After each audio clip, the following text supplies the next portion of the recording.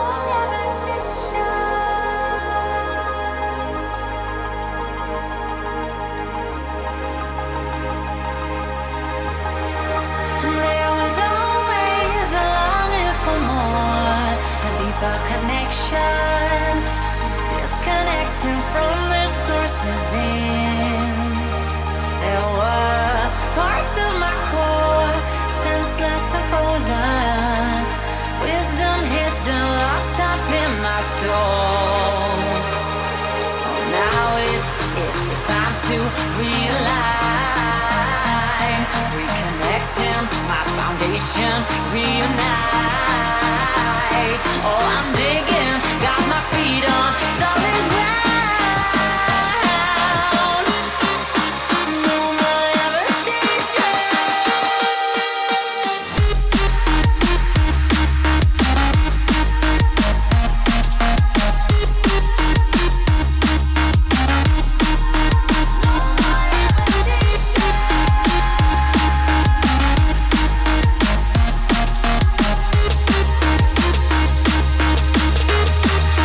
There was always a longing for more, a deeper connection.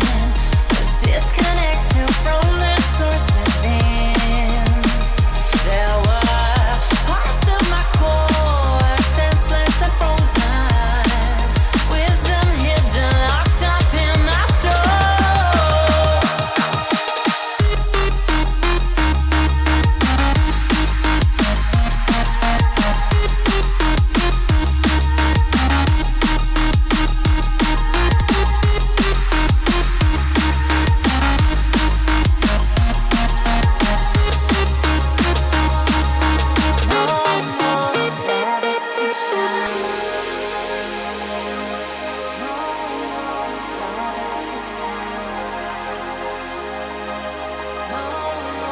No more levitation. No more levitation.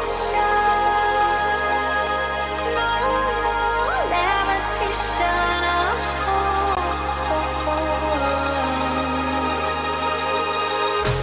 Levitate. No more levitation. Levitate. No more levitation. Levitate. No more levitation. No more levitation.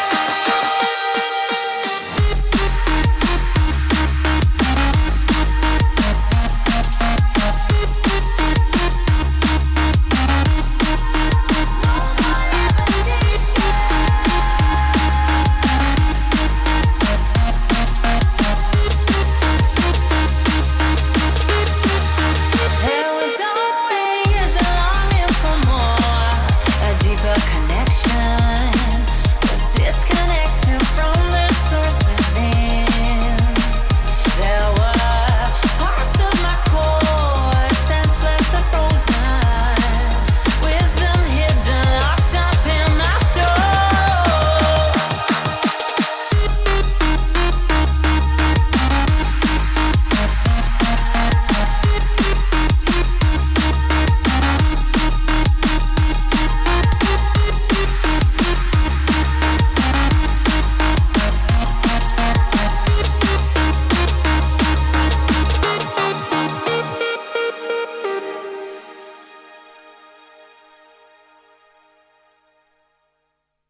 Here we are, we locked down in different cities, and our virtual connection falls apart.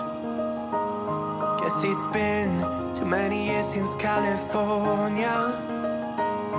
Now the memories of us is all I have. See, one day I'm gonna reach ya, take a plane for many miles. We pretend that time didn't pass us by when we're on Mulholland Drive. I know it won't be long before dawn, gotta be patient for a while. Someday we'll look at stars in this same sky, when I'm on the other side.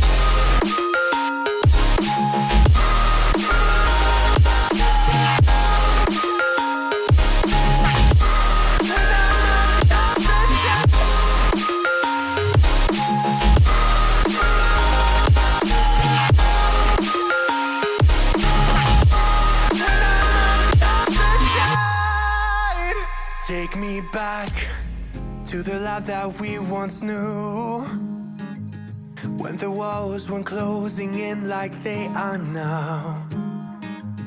Cause it's been too many years since California. I wish I could get there, I don't know how. See, one day I'm gonna reach ya, take a plane for many miles. We pretend that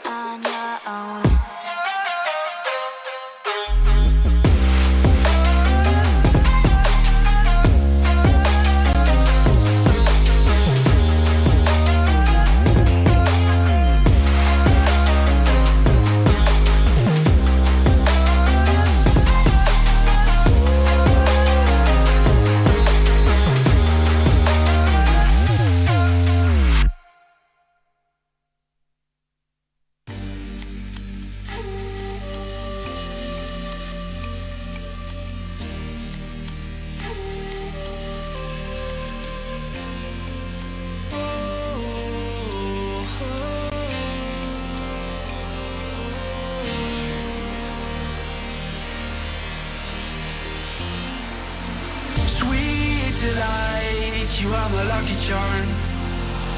I hold you close in the night in my arms. And when we open our eyes, my worries fade away.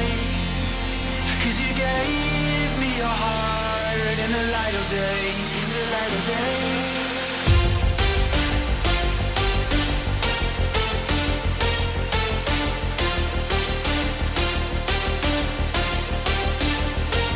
And when we open our eyes, my worries fade away. 'Cause you gave me your heart in the light of day, in the light of day.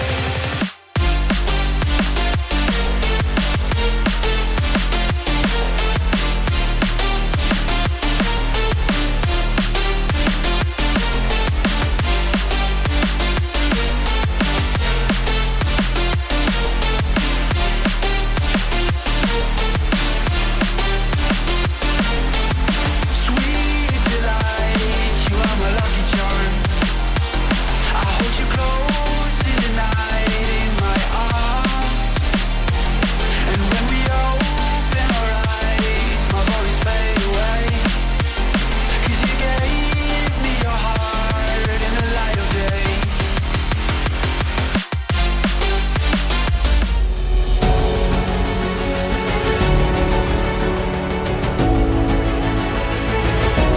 Back up in here.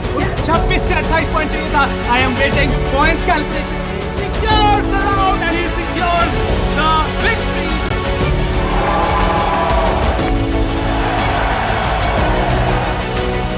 Champion Esteria, congratulations for winning this beautiful tournament.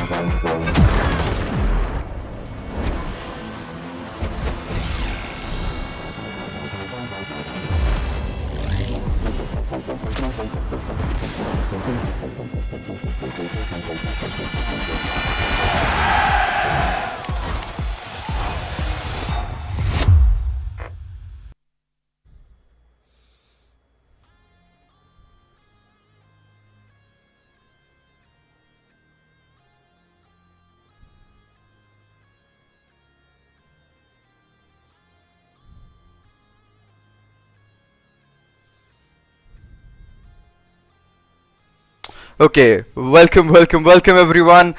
We welcome you to WD Black Cup Season 4 NVIDIA GeForce and exclusive e-commerce partner Amazon.in. Esport partner is gonna be Skyesports, and we do bring you another CSGO tournament today. And with me it's gonna be Crips once again. My name is Akasha and we'll be your casters for the day. Let's have some fun and let's see what all matches can we witness today, what all crazy experiences are we gonna see today. That's gonna be really fun. Crips, what are you expecting for the day?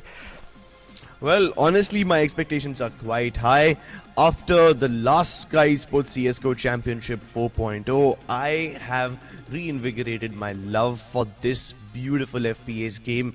CSGO, it's the OG, the best FPS game that I will still say has ever been created on planet Earth, and we get to witness some of that action today.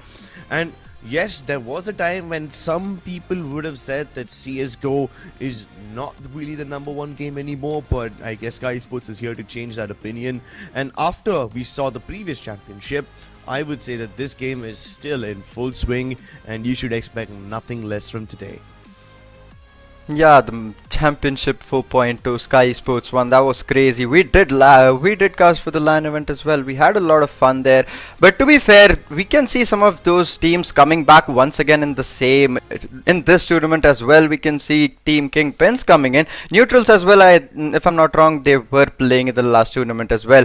We'll be taking a look at these teams once again, and hopefully we can see some different play styles and some different plays as well, because obviously it's been a while. Some things or the other might have changed in their gameplay and all that, but whatever it is gonna be a really crazy experience today. First day for us, we're gonna have 3 BO1s here.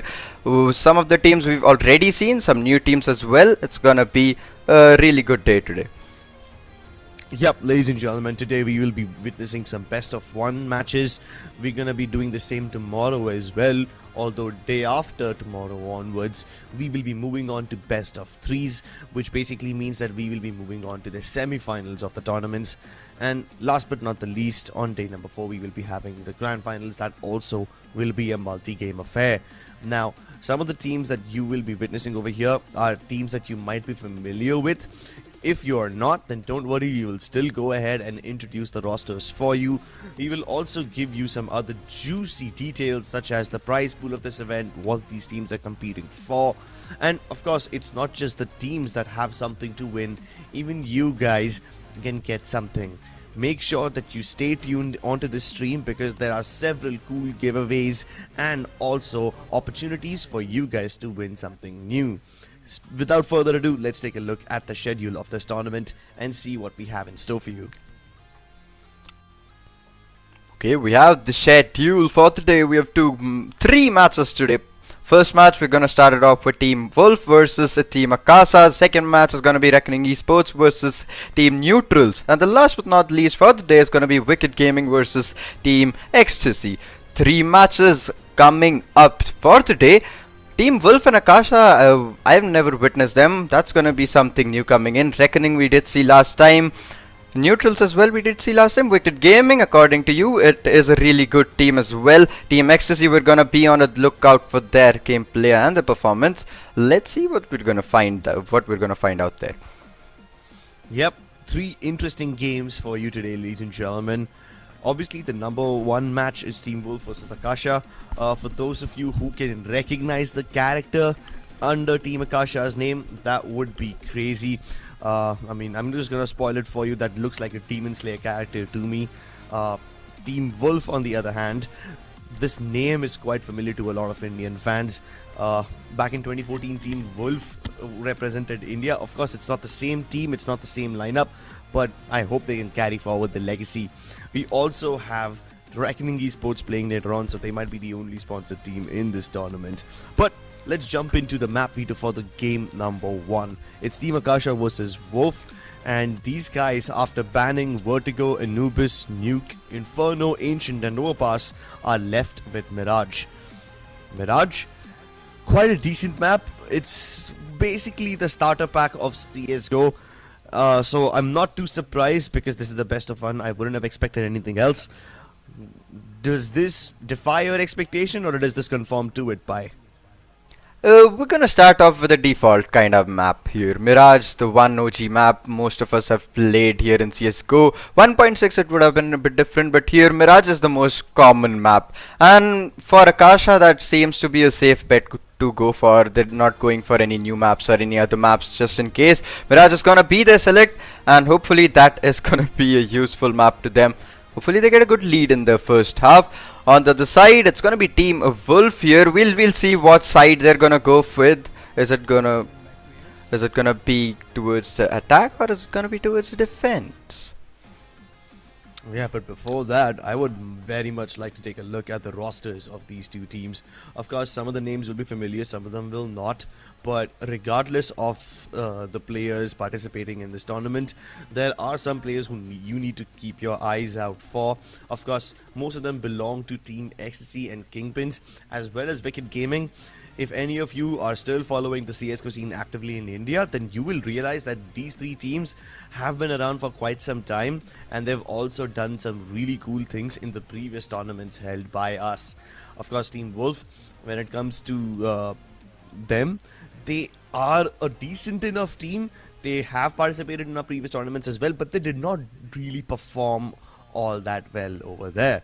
They stumbled quite early on, and this will be a second chance for them. And when it comes to Team Akasha, I personally haven't seen these guys before, so this will be a new experience for me too. Team Wolf going into this game are the more experienced ones on paper, but then again their experience has also been limited to the lower brackets of most tournaments. Let's see whether they can get out of that rung today. First match is obviously gonna be a really interesting matchup here. Both the teams, we haven't seen them perform. The lineups are as well new to us. We're gonna find out what they do, and hopefully Team Wolf is gonna have the is gonna have the upper hand in the match, because being the team who has played more and hopefully has the more experience here. On the other side, it's gonna be a difficult situation. Maybe a difficult situation for Akasha. We haven't seen them play yet. This could be a matchup where Wolf might win, but that's a different thing that we'll find out in a while. Two teams, they have had a lot of time to improve and all. Hopefully they did improve on their shortcomings, and we'll see some great performances coming in from both the teams and some crazy clutches as well. But that will be in a while when we get inside the match of Mirage. Yeah, actually, I will have to disagree with you here. I do not look forward to seeing those clutches. Yeah, and I'll tell you why. It's because these clutches become too predictable at one point in CSGO. What I want to see is some ruthless, raw, bloody violence with all the teams trading each other out to the extent where there's nobody left to clutch. That's the kind of violence and carnage that I desire today. I have an intense bloodlust that can only be satisfying with some satisfying headshot. Let's see whether this thirst gets quenched or I'm left thirsty, just lusting for more. When it comes to clutching, of course, they are all very amazing to look at, but then it's more satisfying to look at those clutches when you're familiar with these players. So these teams only, right? These teams, Team Wolf, Akasha, whether we see them later on in the tournament or not, whether they survive by that point or not, it will be more satisfying to watch them pull off these clutches later on when we know a little bit more about these players, when we know how they like to operate. But now, because we are seeing them for the first time, I just want to see what they're truly made of. So show us your true colors. That's what I'm looking forward to from this game. I hate to disagree with you over here and put you in an awkward spot, but hey, I'm known for doing that. So it's okay. So we can handle it. We can handle it. We're big boys now. But yeah, hopefully we can see the brutal performance coming in from both the teams. There's some aggressive plays, some absolutely beautiful 4Ks, 5Ks coming in from one player. That's gonna be something we're gonna be on the lookout for. But yeah, the trades are gonna be a really big thing today. Teams have to focus on their trades, and if they do get the trades, they will most probably win the match as well. Something to look forward for. We have no information on the teams here, so we'll be making some sort of an image today. Let's see what kind of an image that will be for both the teams, and which is gonna go forward as well. 3 matches lined up. Some teams we know, some teams we have never seen before. All the matchups are looking pretty good. We'll be moving forward with them in a bit. Let's take a look at the rosters as well. In a while, we have already seen the veto come in. We have the schedule as well. We'll be getting into the match as well without wasting any more of your time. Yep. Soon enough, we should be starting with the match. Mirage on the cards. Although I must tell you, Pai, this is something that we expected, right? Most of the times in best of ones, we get to see Mirage, Inferno quite often. It's gonna be a very rare circumstance if we get to see something along the lines of a Nuke or Vertigo or even Anubis for that matter in a best of one. We expect those kind of maps to be more reserved for the best of 3 series because you never really know how they can turn out. Mirage and Inferno on the other hand are a little more puggish, so I think we can expect them in BO1s.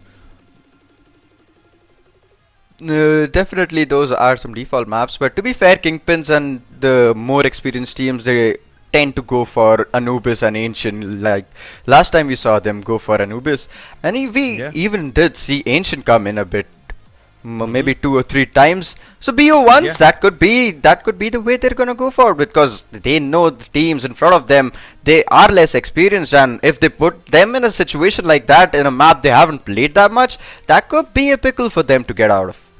Exactly, and the more pickle you put your opponents into, the juicier the meal for you becomes. Now, when it comes to the first 2 teams, like we said, we don't have too much information about them, but there are some amazing teams. Like you said, Team Kingpins, they end up choosing maps like Anubis and Ancient every now and then, which is quite amazing. Not a lot of South Asian teams do that. Now, we'll take a look at those 2 teams also later on, but let's just hop into the game without further ado. We're going to be starting off with Team Wolf versus Akasha. And starting right off the bat, it's gonna be a pistol round coming in. Buy is not gonna be anything other than the default weapons already. USBs and Glocks coming in. Just one fake grenade there on the other side. Okay, we can see two fakes there. Peaky pushing up mid, pushing down mid now. Well, there's about to be a massive interception towards the mid side as SK Wow picks first blood off the game. And Ritz is also tapping away from the shot. They're starting to get in towards Connector.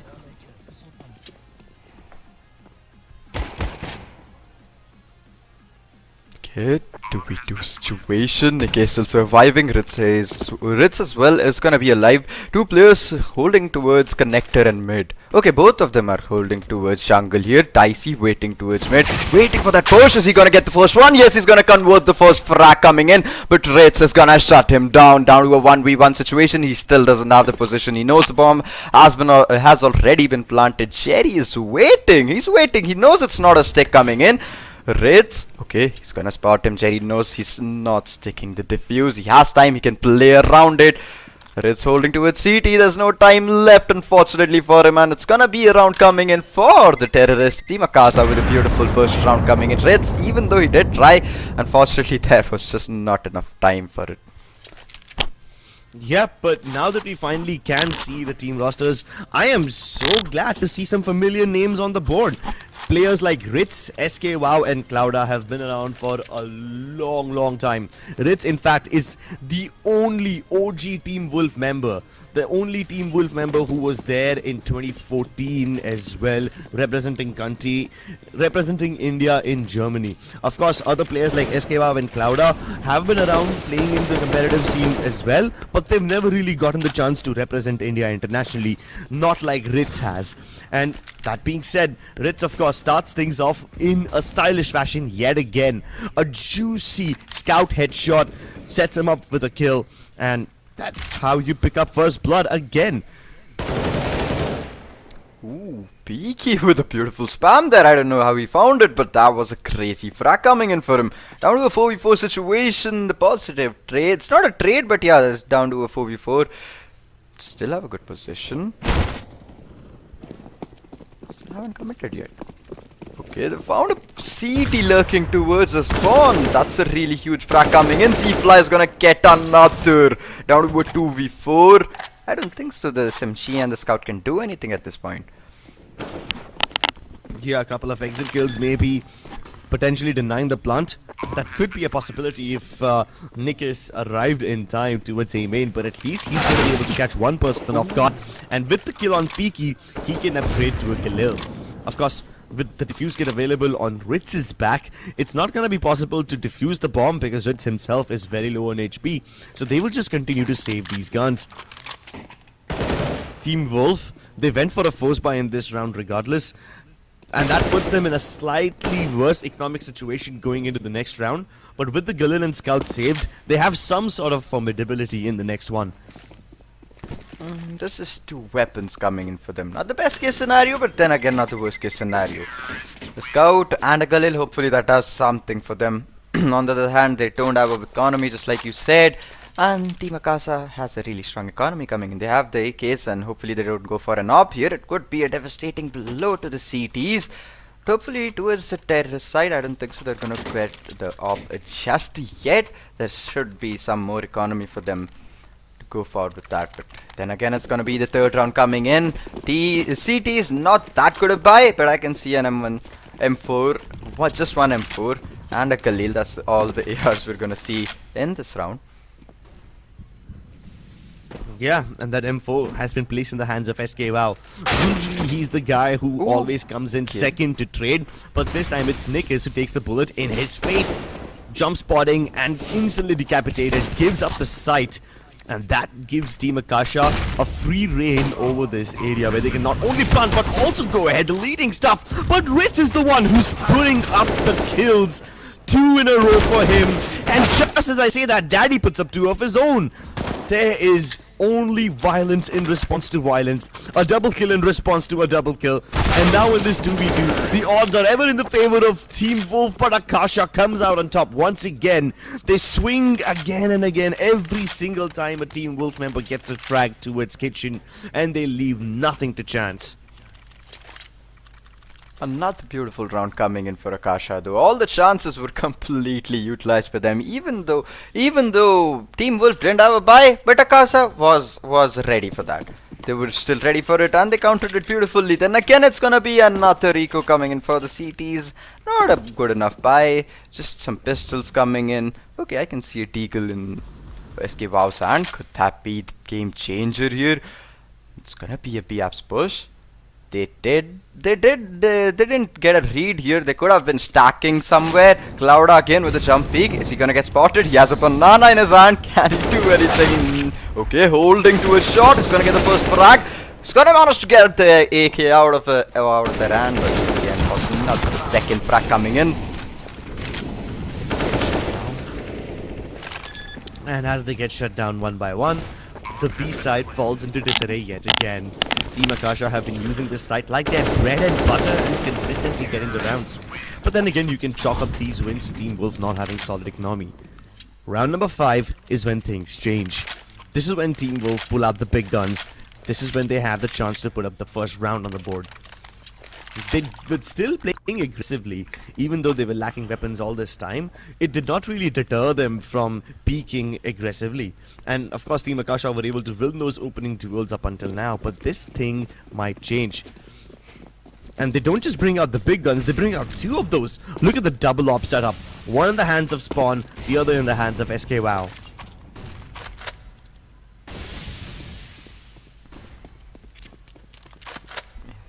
Players holding towards A. Could this be a B fake coming in from the terrorists? The bomb's gonna be towards B side as well. Okay, are they trying to fake B or are they trying to fake A? No sound towards A till now, so maybe could be a B fake. Daddy holding B. I don't think they're faking anywhere. I don't think they're faking anywhere. Play. I think they're just defaulting, yeah. Yeah. And now they realize why the defaulting should have been a little more patient. They fall right into this trap. Spawn picks up one with the op. What they don't know is that SK Wow also has an op, so maybe they try to avoid the area that Spawn is holding and go somewhere else. Team Akasha need more info before they can make moves. Red's holding close shot is gonna be a problem, but okay, then again the terrorists aren't gonna be pushing on that position. Still a 2v2 split coming in, or 2-on-2 split coming in. They could get the entry, but Spawn is waiting with his op. Okay, they're gonna get that entry here. Dicey gets the frag, but Spawn was ready. Instantly gets the trade. And with that, it's gonna be another shutdown coming in. A 4-on-2 situation. Both the players are rotating. Oh, 4v3. Z-Fly was pretty low. SK Wow instantly getting that frag as well. He's not gonna let Spawn take all the glory from the round. His op is also gonna do a lot of damage here. Yeah, and they're holding all the angles really well. The only thing that could go wrong is if Peaky goes unchecked. And there's Nick is marking the angle. Sure, they deal with one of the oppers, but they can't deal with the other one. They'll recover them both, and Team Wolf finally put up the first round on board. Hold on though. They were not able to recover the op. Oh no, they switched the weapon at the worst possible timing. They won the round, but at what cost? Maybe that was intentional. Maybe they wanted to pick up the AKs and have only the assault rifles in their hands. It's probably because Team Wolf are going for something extremely aggressive in this round. If they are not, well then that's a solid economic loss.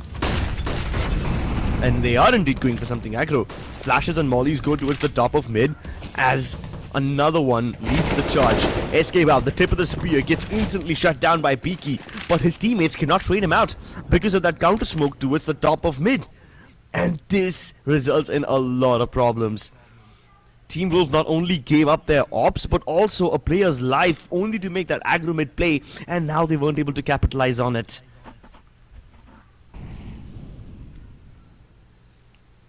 Peaky holding with just 8 HP. Is he gonna go a bit aggressive and get himself picked off?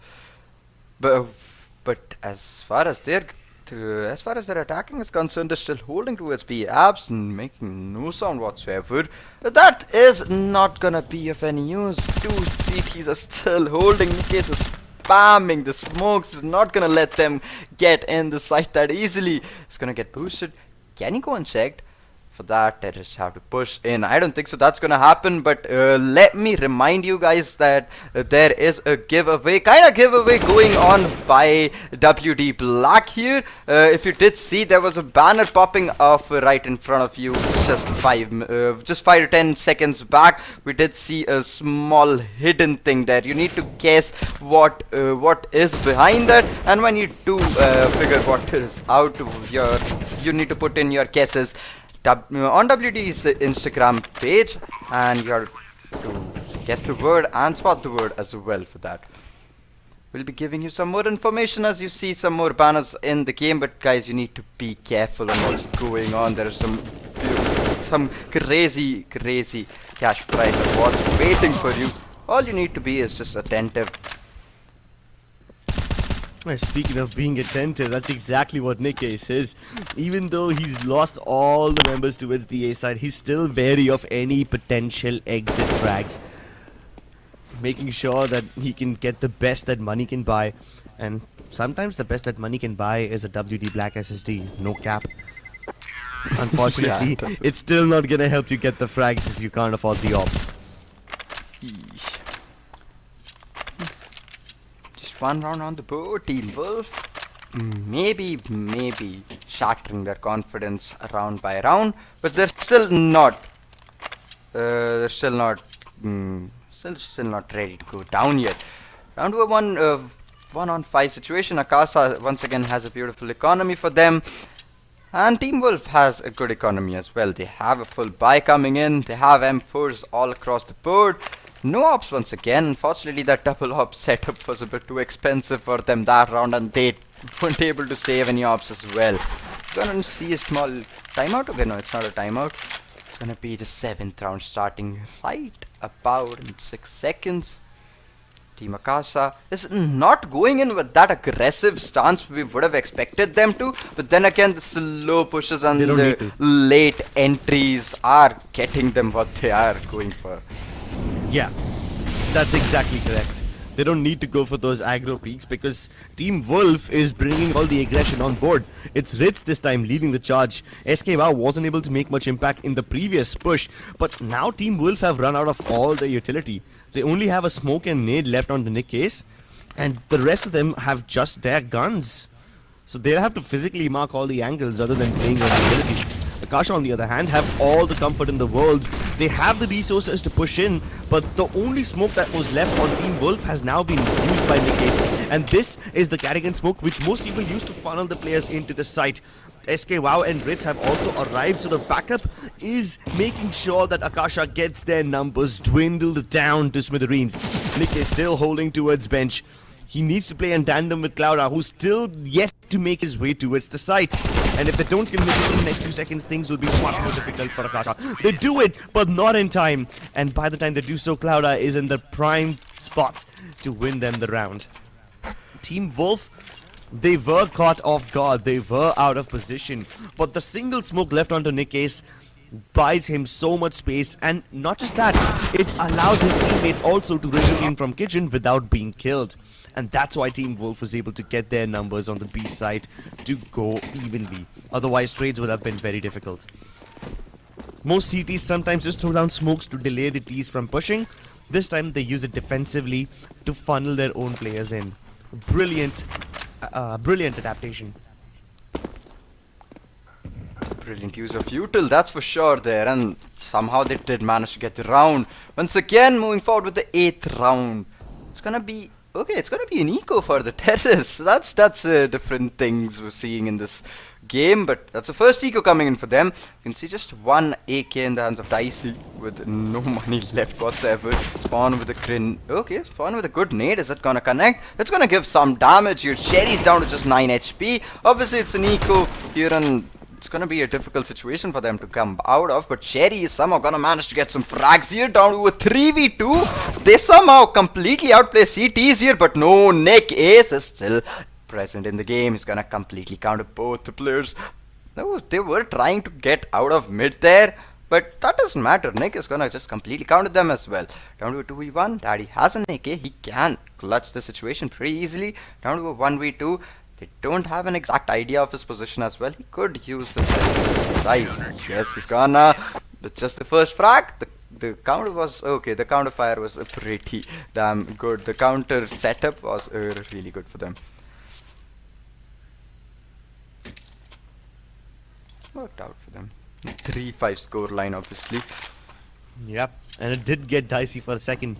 I thought that maybe with all the second lines, Team Akasha can make this 5-man mid push actually work out.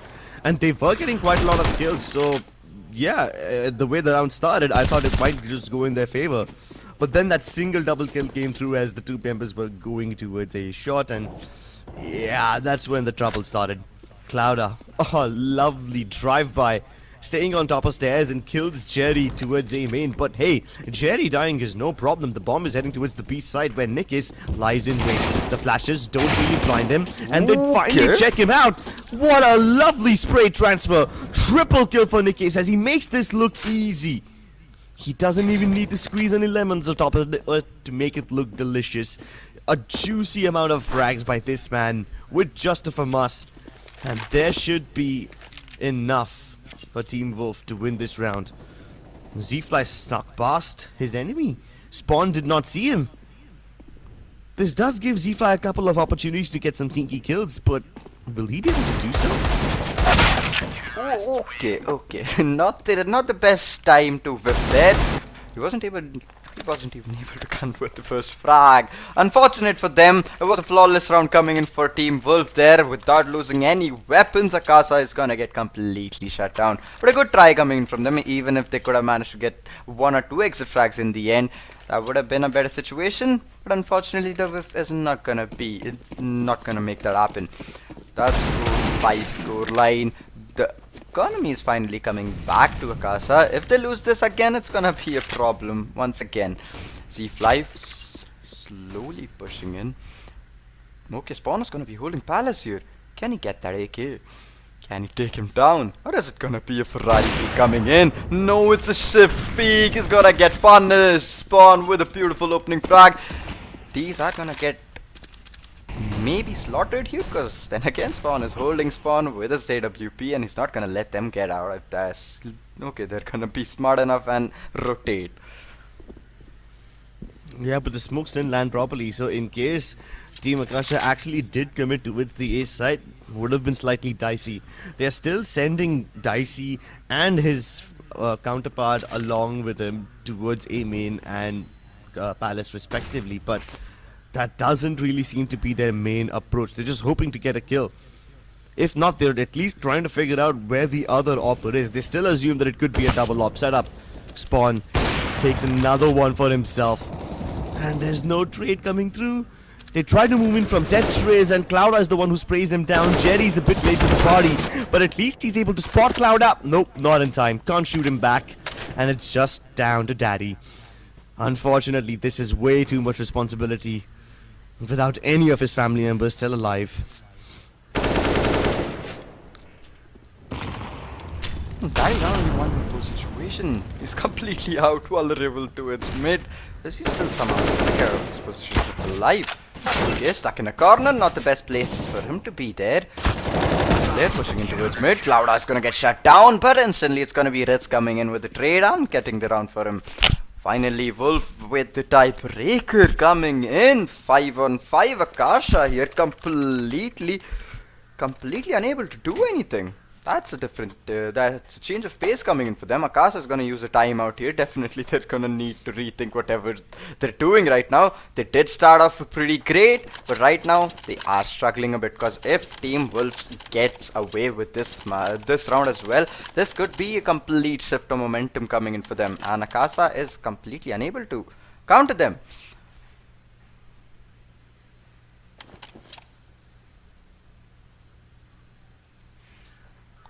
Well, here we have another instance of Team Akasha going for an eco yet again.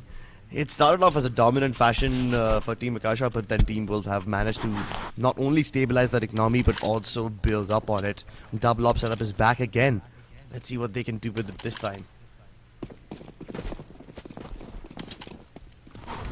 They wouldn't have needed the double op setup here, but a lot of investment coming in for an anti-eco. And if Akasha somehow miraculously pulls off this round. It's gonna be a big blunder towards Team Wolf because they're gonna lose a lot of good weapons. Clouda holding towards connect to the Molly is gonna delay that entry towards underpass there. Spawn's gonna get shut down. A beautiful eagle head shot coming in. Nikes with a grenade is not gonna be of any use. C-Fly is gonna no, Dicey is gonna find the frag. Down to a 3v3. They have the site. They are gonna go forward with the plant. Peak is still holding to its apps. And I don't think so there's gonna come there's gonna be a backstab coming in. Well, this backstab was ruined before it could ever come into fruition. Pinky has a massive responsibility on his shoulders. Needs to defend this bomb, but they're sticking it. The smokes has been put down. Ritz is sticking the defuse already. He sprays across Helter Skelter and kills one. He's trying to slice and dies, but he's not going to be able to do so. Ritz sticks the defuse and recovers the op. A hero in his own right. That was a really close round. It could have won it. Akasha was almost on the verge of winning it. Just down to 510 HP. If only he had found an SMG or an AR lying on the ground, he could have pretty easily won the round. But a really good try coming in from Akasha there. Wolf getting the op as well, getting the round as well. That too in just a nick of second there. That's hats off to them.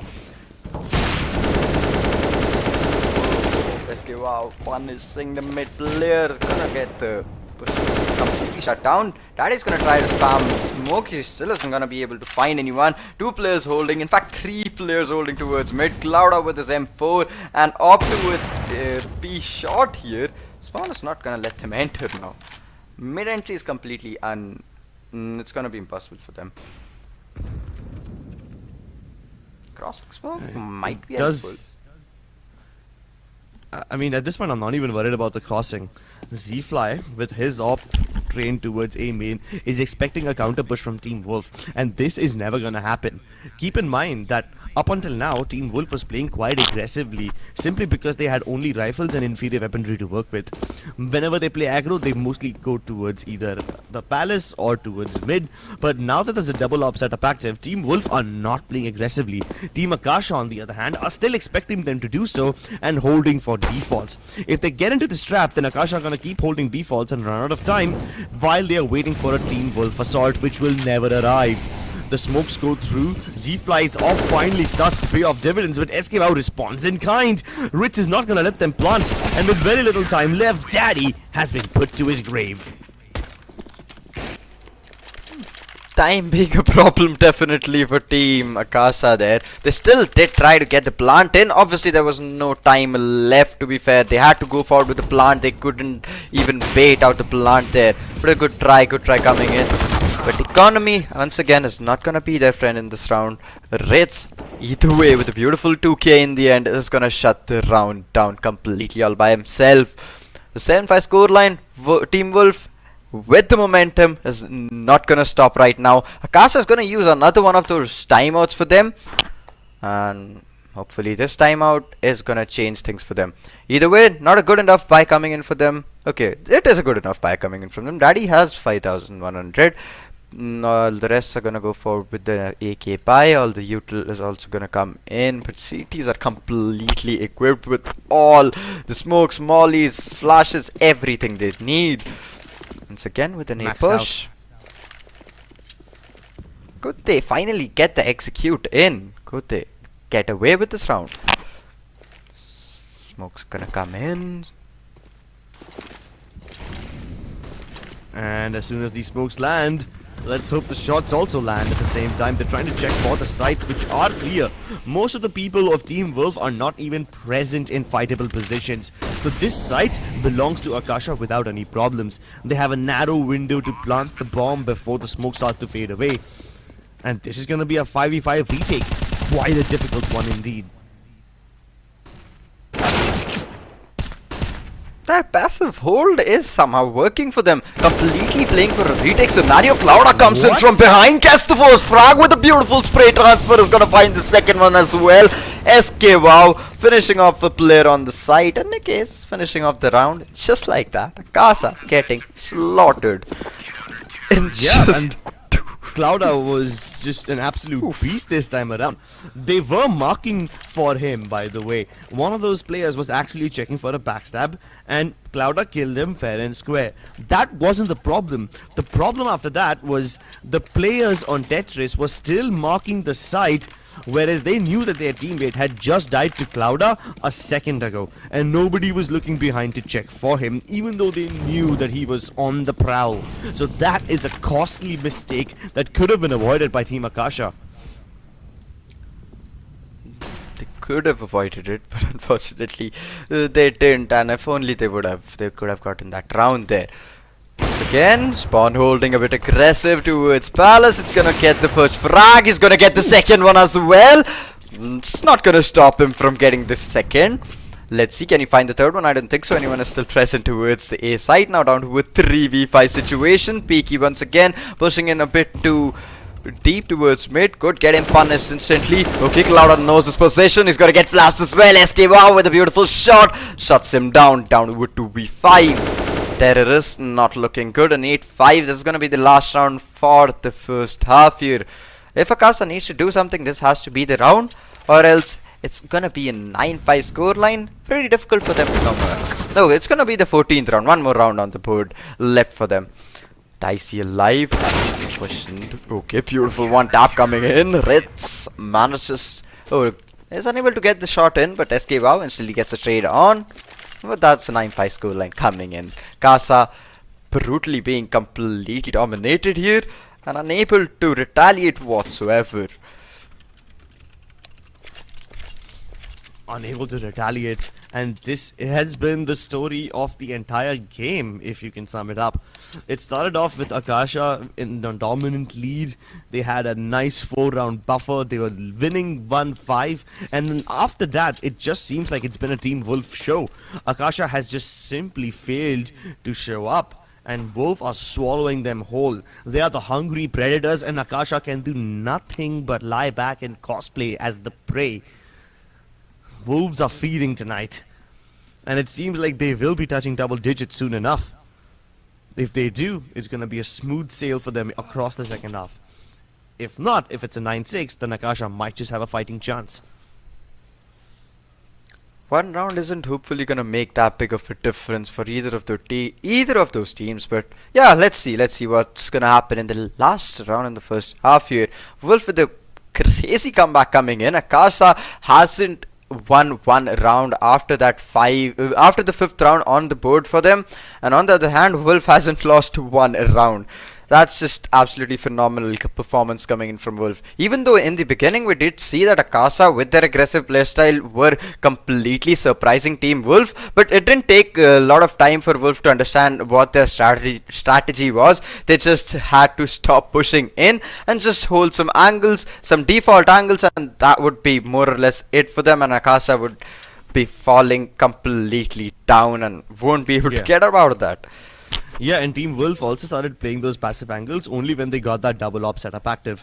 But even after that, every now and then they would have one op just anchor the site, while the other one would be lurking around on mid, still trying to get some aggro pick-offs. And whenever they did not find anyone towards mid, they would send either Ritz or Clouda towards the top of mid near the cart, hoping to get some extra information. So Team Wolf had a plan right from the start, and they never deterred from it. Even when they were losing, even when they were winning, they continued to play their main plan without ever having to reactivate a backup plan. Akasha, on the other hand, have not really shown any semblance of steps ahead. They haven't really shown any semblance of thinking a couple of steps in advance and trying to get multiple iterations of the same move. But whenever they have attacked the B side, it's worked for them quite well.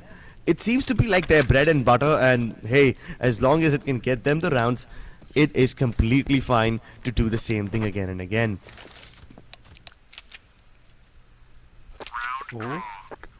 Oh, it's gonna be a round reset coming in.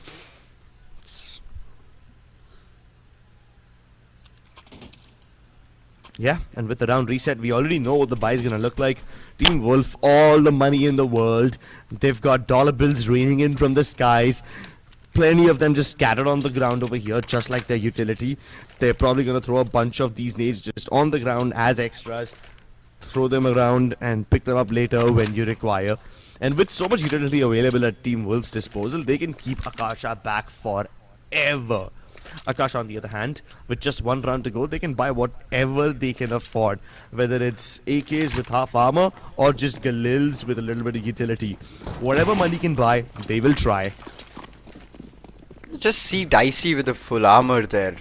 All the rest of them are just using a half armor. That's gonna be a problem. They could get aim punched pretty hard there. SK Wow holding too aggressive towards underpass here. Can he find someone? He's gonna go, he's gonna push in. None of them are expecting it. Nickes as well with the spam might just have completely thrown them off, and yes, SK Wow finds the first one. It's not gonna be able to convert the second one there. Dicey pushes out. Has a sight. Still gonna go forward with the plant there. Down to a 3v3. Ooh, Daddy isn't gonna be so kind to them. Is off, shutting one down. The second wall bang is gonna connect. Oh, that was quick. Yeah, and that's the spawn that we feared. This man doesn't always put up the shiniest of opping performances, but when he does, he is one solid, reliable pillar that his team can use to build on further. Nick is leading the charts with 15 kills. Ritz, the captain, slightly behind them. Clouda and Spawn have been taking up the most difficult roles of entry fracking, so their KDs are not as impressive as the rest of their teammates. But man, it is so good to see Ritz in action again. For those of you who are familiar with his IGLing style, you would realize that back then, he was never even the IGL. Right to Ace would be the IGL of the team, and Ritz would be the secondary filter. And now, since he's the senior most, he has taken up the mantle of leading upon himself. And he is leading them by example. Akasha, spreading out with their defaults. 2 on B, 2 on mid, 1 CT. Not a lot of aggro positioning, which gives Team Wolf quite a lot of breathing space. And now that the smokes have been put down, they only need to deal with Z-Fly, who's not been smoked off. Z-Fly gets a frag, falls back, but extends a bit and ends up going to Nickes, but at least the bomb has gone down, so Team Wolf are in safe hands. And Nickes, he takes no prisoners! Man's a killing machine! A guillotine in the making, and now he's switched over to a deadlier weapon. That's not gonna stop Peaky from killing him, but he's done his job more than well enough. They need to get the retake in. Darty and Peaky is still surviving. Can they get the stick? Can't he stick it? Nope. Spawn coming out of connector there isn't gonna take a second more than he needs. He's gonna get both the frags there. Beautiful round coming in for Team Wolf. Akasha, even though there was no CT smoke, they still got completely shattered from that very position. Yeah, and the CT smoke not being present was deliberate. They smoked off the entire stairs and the connector region. They wanted to fight towards CT deliberately, and that's why you saw that even after planting the bomb, you had players like Nickes just completely bulldozing their way inside and not being afraid of a fight. Clouda managed to do frags there. Spawn with a beautiful spray transfer isn't gonna be connecting there, but Nickes was there just in case, and he's gonna manage to get another round on the board. It's a 12-5 scoreline. Akasha still unable to get even one more round for them. Team Wolf completely shattering Akasha there round after round. They are just not holding out here, getting everything in the match. And guys, just with that, a small thing on the screen for you guys, just go fast and scan the QR code if you already have a WD Black product here listed in the site. If you have bought it from the specific vendors, you are eligible for some great cash prizes, so go fast and scan the QR codes quick. SK Wow gets the entry just like that, a speedy entry towards the site, but isn't gonna be of much use. Jerry holding towards City, in fact 3 players holding towards the phone booth there. Okay, a good stack coming in, but nonetheless it's gonna be a B push. Yeah, and at that point the stack doesn't really pay off much dividends. The only thing you're stacking up are these L's, and Team Wolf want to take none of it. Man advantage more than secured. The only person who has a defuse kit is already very low on HP, so I guess Team Akasha are gonna call it a day already. They would much rather save the op in the hands of Z-Fly. They had to save up quite a lot in order to muster up the weapon for that zoom banger, and they don't want to squander it away thoughtlessly. Well, Team Wolf on the other hand, plenty of weapons on board. They will not mind hunting down their fellow saving CTs. Even if that means that Clouda dies to Jerry, that's a price he's willing to pay. Icy gets one more exit frag there. Hopefully that's of some use. If only they could have gotten Z-Fly down as well. That would have completely changed Akasha's hold in this round. Hopefully that's something I'm gonna be on the lookout for. We can still see the AWP in Akasha's hand. That could be the only thing that's gonna help them in this round. On the side, Team Wolf, once again unbeatable, are gonna go forward with an aggressive push towards mid. Maybe the crossing smoke is already in. They don't have an AWP there. How are they gonna counter it? Yeah. Spawn. Oof. Okay, pushing in pretty hard. Not gonna hold on. But this is quite a risky move that Team Wolf has made over there. Yes, they had plenty of agility to back up those plays, but look at the plus side of it. They managed to get Spawn all the way in towards the B-shot ladder room. And from this position, he can not only hear all the rotations of Team Akasha, but maybe even get a pick onto an unaware player. He now knows what's up, but here comes Spawn just swinging him wide. This makes Peaky miss the shot, but at least the moment of surprise is gone.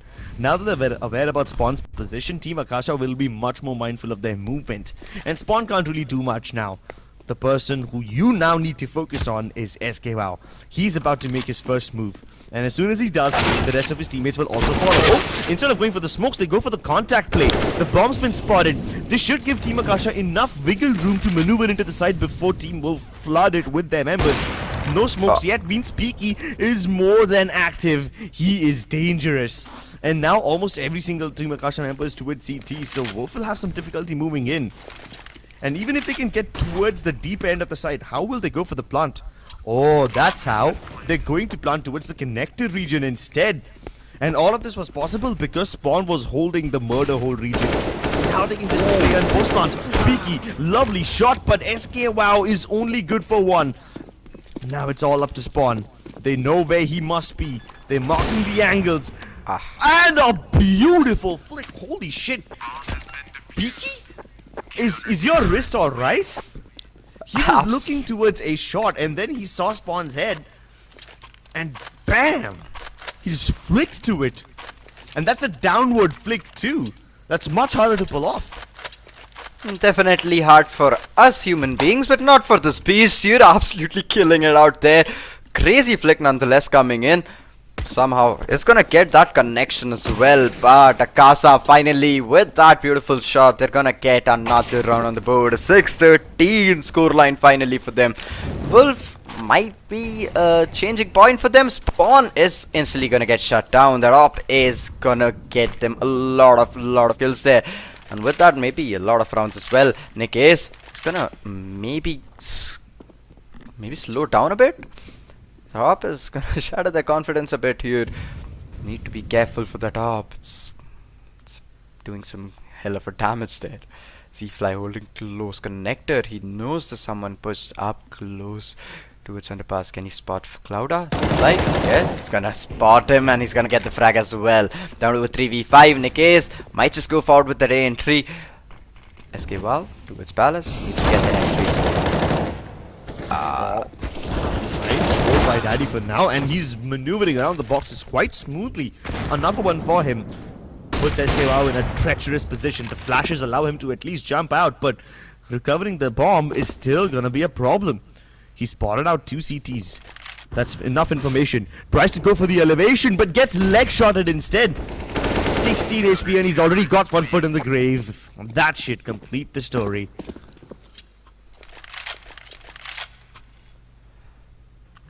Akasha finally gaining their momentum here. 7-13 score line. Team Wolf, they need to rethink something here. It's gonna be a problem for their entries. In fact, they are unable to get their entries here, that's for sure. Akasha has a pretty good hold on the sides here, and that top is always becoming a huge problem for Team Wolf. Nikkei is going to go a bit aggressive towards a palace here. They're not using the same moves as Team Wolf use. Akasha is not at all holding towards palace. They're completely holding towards CT.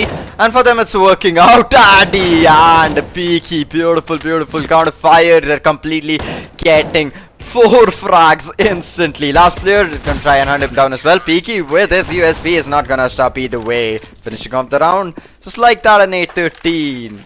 Oof. That was quick. Again. Yeah, and Akasha need quick rounds like these. They need to make sure that whatever momentum was stolen from them in the first half is recovered now. One way to make this recovery, the double op setup. Nice and easy to maintain, and in a map like Mirage, this double op setup can be just so frustrating to deal with. There's so many favorable oppo positions. They could be anywhere. And even if you figure out the position of one, you never know if there's another one around the corner or not. Team Wolf need their util to make sure that these oppers don't get the lay of the land. And not just volleys, I'm talking about smokes as well. Team Wolf has never been the team that struggles with trading, but whenever it comes to smoking off certain areas and pushing the others, they always tend to leave one area open on purpose, which makes things easier for them in post plant. That's a calculated move. Now those calculations can go wrong if an opper is thrown into the mix. Is that what they call a variable? Pardon my math. That could be something, but Spawn either way. Once again pushing in aggressively. Oh, the flash landed in perfectly, right on time, but even after that he didn't get the frag. Peaky with a beautiful smoke. Shot through smoke. Red's holding close. Dicey, does he know? Dicey, does he know? Yes, his gun is gonna get spotted. The barrel is gonna cost him his life. SK Wow has that entry. Peaky is gonna be the only CT anchoring towards A site here. Can he get the frag? Cherry finds one, but it's gonna get traded. Reds gets a frag. Peaky takes another one down to a 2v2 situation. The plant still needs to come in, and Peaky with his op is a really huge problem for them. Z-Fly as well did peek out a bit aggressively, got the first one, but he instantly got traded off. 1v1. Bomb down. Bomb down, pressure up. It's all or nothing for Team Akasha. Peaky with 27 HP. Only a couple of bullets worth of HP. But he needs only one to kill Nikkei. Playing probably the most passive position of them all. Peaky cannot determine where his opponent is. It's been planted for a main, and that's where he assumes one might be, but Nikkei repositions himself to its connector to get that win. And with that, Team both inch closer and closer to an imminent win. Just that move towards him going towards the jungle, that completely changed the game. If only he was holding towards A main or maybe going to palace, the game could have shifted in for the favor of Akasha here, but no. He went to jungle, he played all the crazy angles, he played all the unexpected angles, to be fair, and that got him the round as well. PK once again coming in with his AWP. They do have a strong economy here, so weapons aren't gonna be a problem. It's gonna be a fast B push maybe. Cherry holding close behind bench here. I mean, I agree with the B push part, but I don't think it's gonna be fast. Yeah, because the bomb's back down. Yeah, back. I think they're just gonna go for a contact play and then maybe back off later on. They're hoping to get all the kills, which aren't exactly coming through, especially with Peaky hitting all the shots. This man's on fire. Daddy kills Spawn as he tries to drop off that van region, but they've sold this fake at the cost of 3 lives. Our Team Akasha gonna buy it. They've still left Z-Fly to beat towards the A side. Now, luckily, Z-Fly isn't equipped with an op. This M4 might only be able to stop one, so it's not the devastating weapon of mass destruction that you want it to be. But no protection available. That means Nikkei is dead meat. SK Wow, sure he recovers, but not enough to restabilize. And he goes down yet again. To be fair, if it was a fake, they shouldn't have committed that hard towards the side. Completely fighting that too out in the open. That too out of B apps there. If only they would have just held the positions maybe towards B apps and not gone in. That could have been a better fake to pull off. But either way, Team Wolf getting back another round on the board. A 14-9 scoreline. They just need 2 more rounds to win. Akasha, once again, Okay, Team Wolf is the team that don't have an economy right now. Akasha did get a good round there. The hold is then again a bit too good for them, and the double op setup is working out pretty great. In this round, it's just one op, to be fair. Clouda and Red's pushing in towards mid. The smoke is also gonna give them a lot of breathing space there. One player already entered. Peaky is gonna get completely picked off. Good position, but not the right time. Yeah, that could have gone so wrong for them. They made a footstep while climbing in towards that Lauda's mid gonna get window. another frag. Just finding one AWP here could completely change the game, and the positioning obviously worked out for them brilliantly. Dicey gonna put a shout of jungle there. Find a frag. It's gonna. Okay, that would have come in if only he wasn't jumping around. Spawn pushes him from behind, and it's gonna get shut down as well. Yeah, this round would have been very different. I mean, Team Wolf made a unfortunate footstep while climbing up on that mid window, and that attracted the attention of the Opper in that area. Of course, they were able to kill the Opper with just their pistols, and that's a different story. That's probably why Team Wolf is now celebrating that round win. Even though it was just an eco and they weren't supposed to win it, they find themselves at map point, close enough to defeating Team Akasha. Now, what do Akasha do here? Very little weaponry. FAMASs and MP9s across the board, and Z-Fly is able to upgrade. He gets himself an op. Peak is about to catch a couple people off guard, but unfortunately Spawn's already broken through the defenses. Ritz, he restabilizes, kills Peaky even though he had the jump on him, and that is it. Akasha have already given up. Before their last two members even die, their teammates have already started abandoning the game. Yeah, that shows the defeatist mentality, and Team Wolf rubbed the salt into their wounds. Oof, what a crazy finish to this game. Team Wolf absolutely destroying Akasha there. Even though there was a silver lining after we saw some of those rounds come back to Team Akasha there, but unfortunately they weren't able to get the win. Team Wolf with some unexpected plays there, with some two aggressive pushes by Spawn, that too single-handedly pushing in most of his terrorist side towards B shot, and most of the time pulling it off as well without any problems. That opening frag, that entry frag did get them most of their rounds, and that obviously did pay off for them. They won the match, and to be fair, Akasha was, even though they knew that was happening most of the rounds, but still they weren't able to counter it because Spawn was just so damn quick. Every time would have made his way towards B shot even before they could have even set a player towards connector or mid maybe, but even after that there were two smokes even towards a crossing.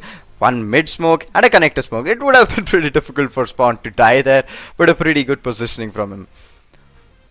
Yeah, that being said, every single member of Team Wolf was just showing up and firing in all cylinders today. You already mentioned the lovely performances from Spawn, and you have to give credit where it's due.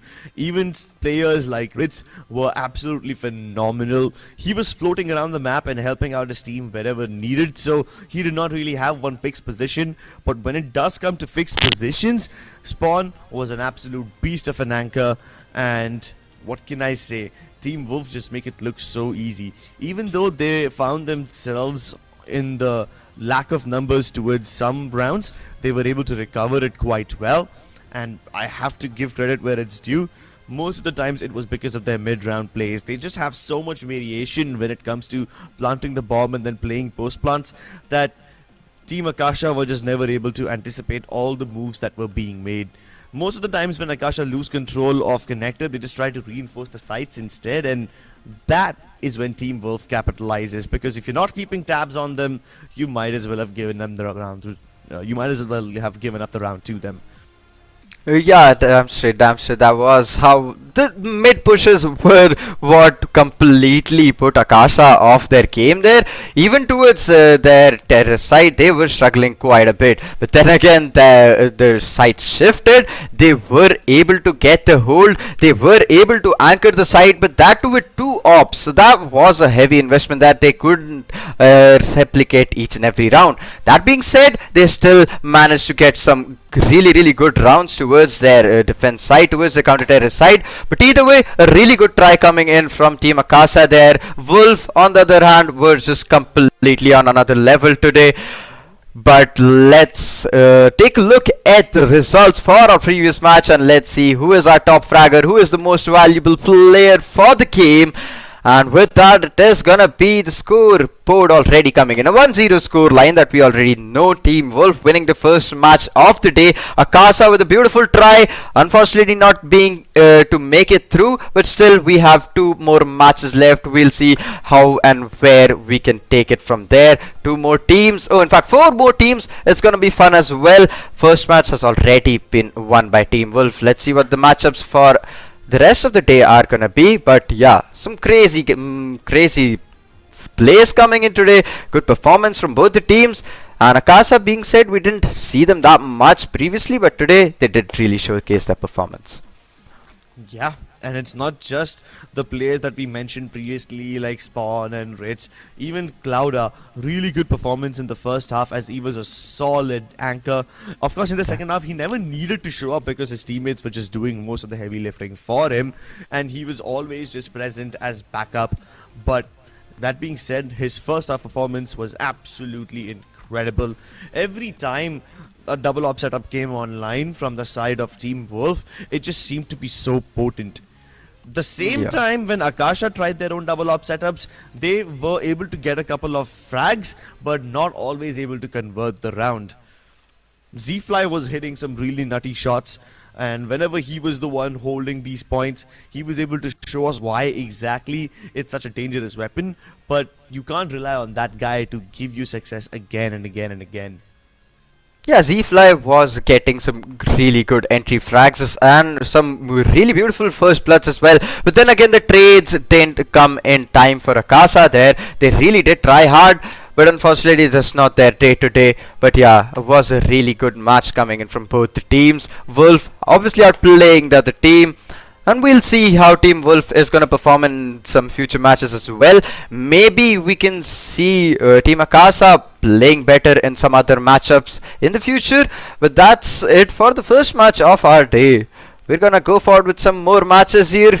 And yeah, some more crazy matchups coming in for the day, guys. So keep yourself tuned to the stream. And guys, do go and check out WT Black's products and all the SSD super fast SSDs that they have. And with that, there is one small cash prize event going on. All you need to do is, if you have a WD Black product which you have bought from the specific stores and it's listed on the site, you just need to scan the QR code and you will be eligible for winning the same cash prize according to what your product is and where you bought it from.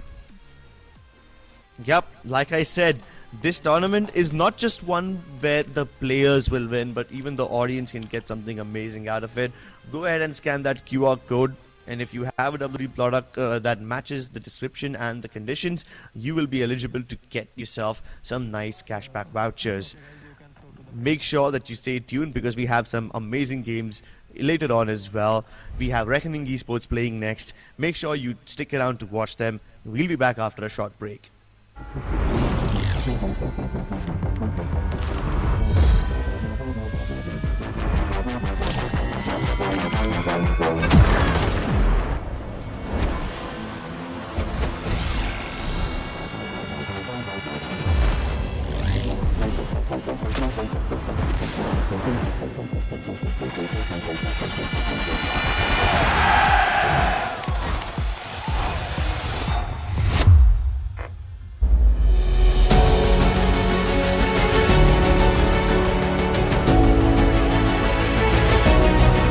Here 26 से 28 point चाहिए था. I am waiting. Points calculation. Secures the round and he secures the victory.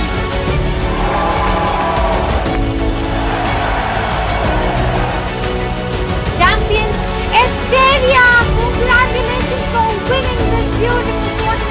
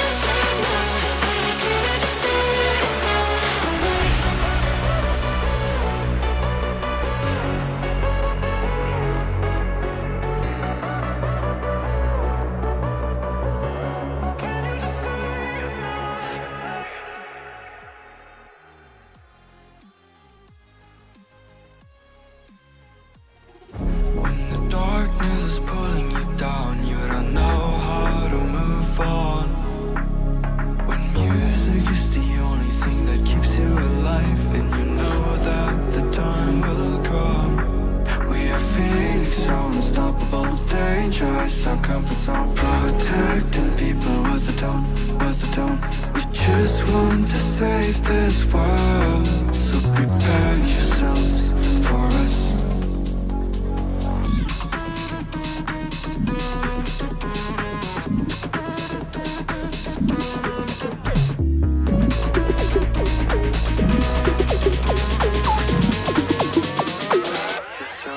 For us.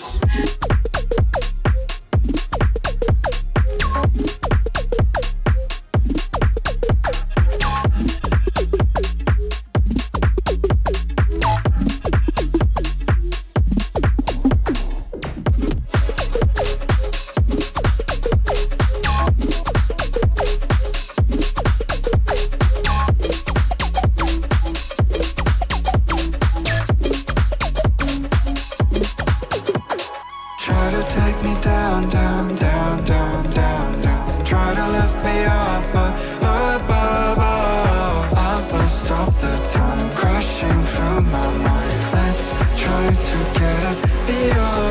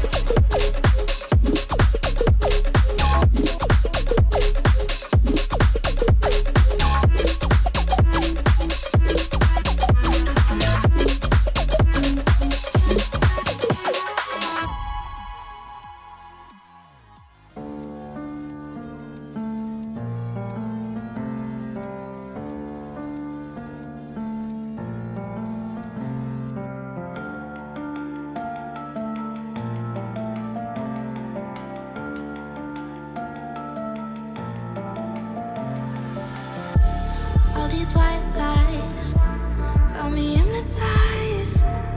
Get out of my head, get into my bed, I'm broken. It's only a matter of time, shifting my paradigms. You hold me, you hurt me, I'm sinking and drowning, and I don't deserve it. Your heart is frozen, the water is rising, and I'm just a drop in the ocean. Falling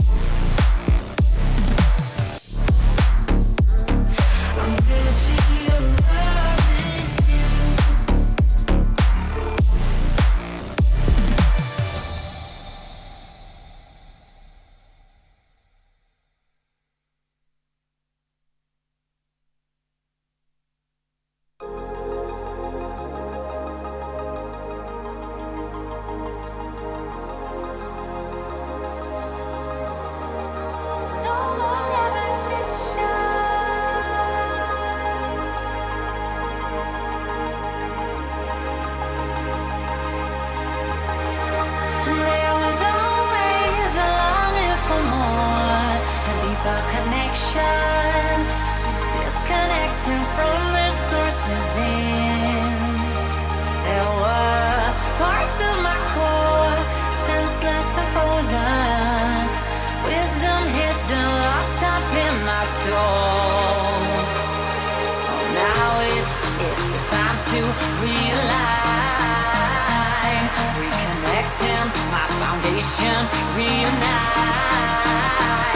Oh, I'm digging, got my feet on solid ground. No more levitation.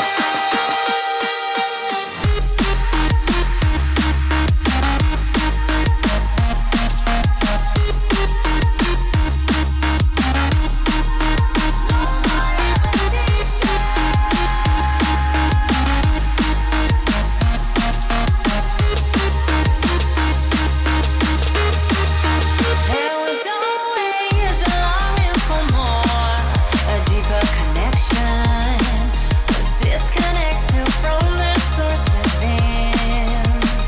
There were parts of my core, senseless and frozen, wisdom hidden, locked up in my soul.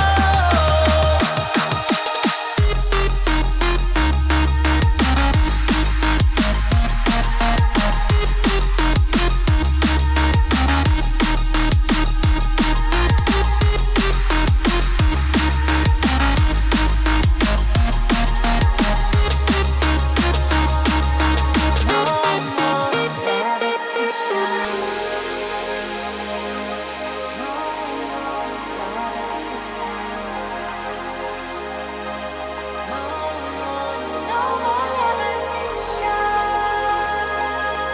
No more levitation. No more levitation.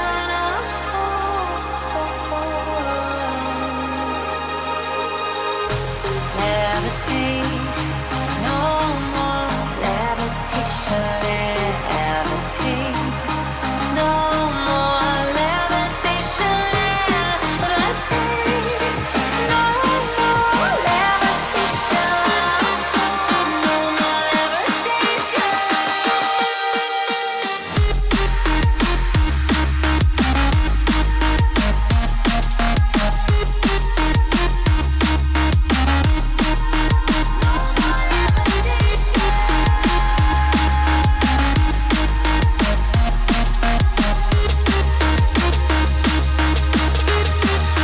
There was always a longing for more, a deeper connection, was disconnected from the source within. There were parts of my core, senseless and frozen, wisdom hidden, locked up in my soul.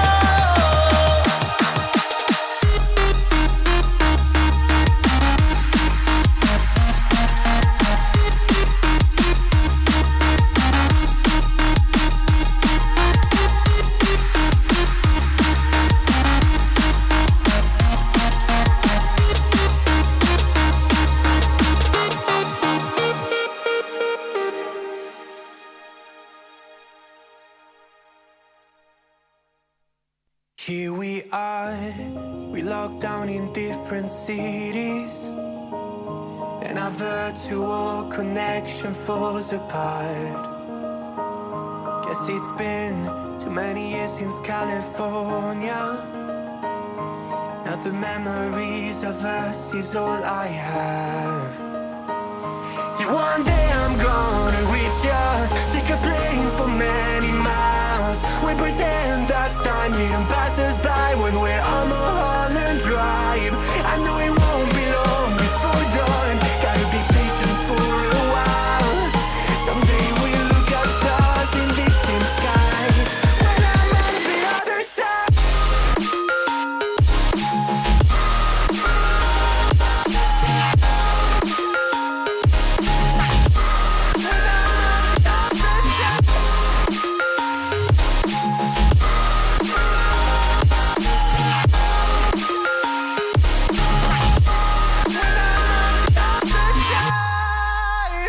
Take me back to the life that we once knew, when the walls weren't closing in like they are now. 'Cause it's been too many years since California. I wish I could get there, I don't know how. See, one day I'm gonna reach ya, take a plane for many miles. We pretend that time didn't pass us by when we're on Mulholland Drive. I know it won't be long before dawn, gotta be patient for a while. Someday we'll look at stars in the same sky when I'm on the other side.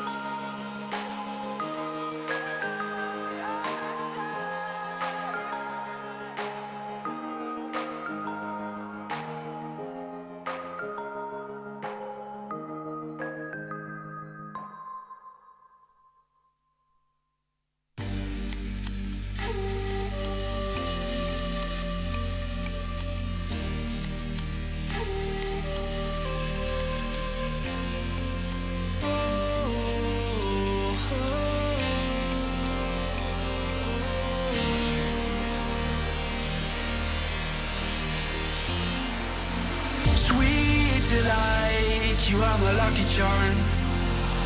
I hold you close in the night in my arms. And when we open our eyes, my worries fade away. 'Cause you gave me your heart in the light of day, in the light of day.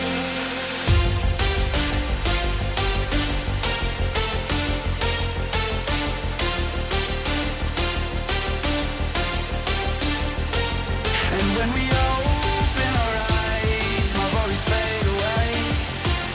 'Cause you gave me your heart in the light of day, in the light of day.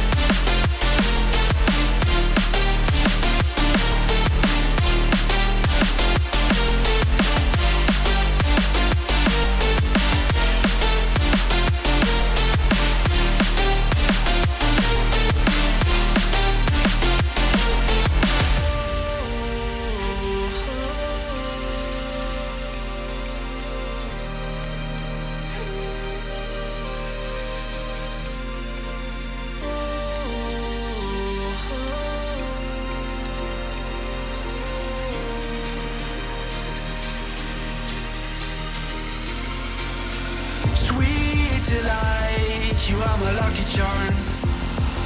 I hold you close in the night in my arms. And when we open our eyes, my worries fade away. 'Cause you gave me your heart in the light of day, in the light of day.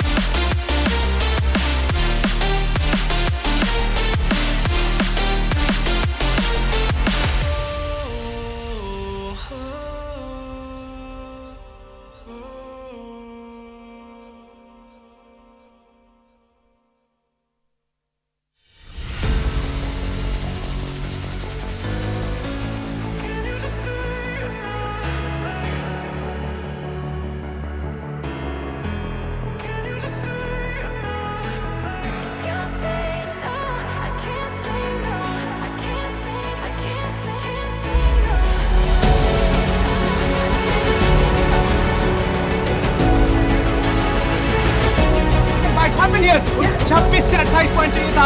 I am waiting. Points calculation. Secures the round and he secures the victory.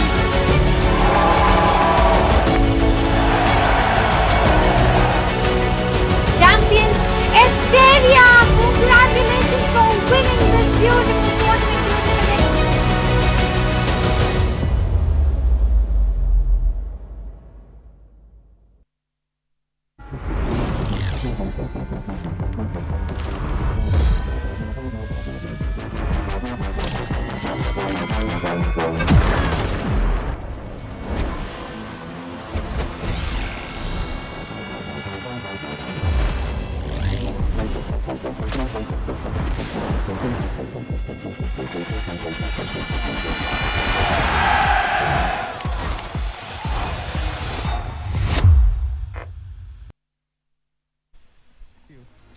Welcome back once again to WD Black Cup Season 4 powered by Nvidia GeForce, officially for e-commerce partner Amazon.in and esports partner Skyesports. With me it's gonna be Crips once again and Pycast here casting the second match as well, which we will see in what map. We have the vetoes in as well, but this is gonna be between which two teams.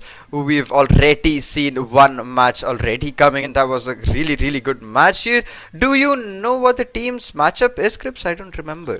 Right now we have Team Reckoning going up against Team Neutrals. Now Yeah. the cool part is Reckoning is one of the only sponsored CSGO teams still left in the country. Reckoning Esports, as you guys might know, is a multi-talent organization right now because they field rosters for many games. That includes games like Valo as well as PUBG New State, and these teams, they keep on competing in several tournaments. Right now they have their team participating in the CSGO tournament as well. Keep in mind, guys, by the way, that this CSGO tournament is not the only tournament going on. WD Black also brings to you several Pokemon Unite matches as well as Dota 2 matches, so go ahead and check those out as well. For now, all of you who have tuned in to see the CSGO matches, let's take a look at the schedule for the day and see what we have in store for you. We are already done with the first set of games. Team Wolf versus Team Akasha. Wolf was the clear winner over there. Right now we have Reckoning versus Neutrals, which will be starting on in just a few moments. And last but not the least, we have Wicked Gaming taking on Team Ecstasy later in the night. We did see Reckoning and Neutrals play in the last tournament as well, the Skyesports Championship 4.0, but Reckoning didn't make it to the later rounds there, and that's why we didn't see them in the later on matches or the later on phases as well. But this time hopefully they've improved on all their shortcomings and we're gonna see where they have improved on. But with that, without any further ado, we have the map V2 as well come in. Once again, one of the OG maps coming in. It's gonna be Inferno. Reckoning did pick the map here. All the other maps have been banned. In fact, even Mirage is gonna get banned this time. And just like you said, the OG maps are what we're gonna see mostly in our BO1s here, and this one as well is gonna be another BO1 coming in between Reckoning and Neutrals. What do you think, Crips? What should we be on the lookout for here with the matchup that we have in front of us? You did see Reckoning play last time as well, if I'm not wrong. I mean, even if we saw them, I'm pretty sure that they came into this game with some sort of a game plan in mind, because they otherwise wouldn't have banned out Mirage. The fact that they ban out Anubis is quite understandable. It's a relatively new map and not everyone will be prepared for it.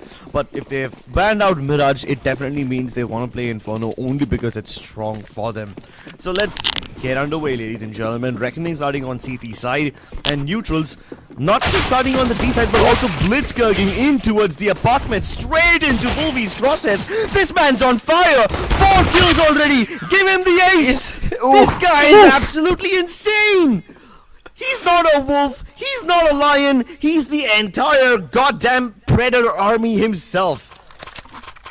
Holy shit, hit the rewind button, man.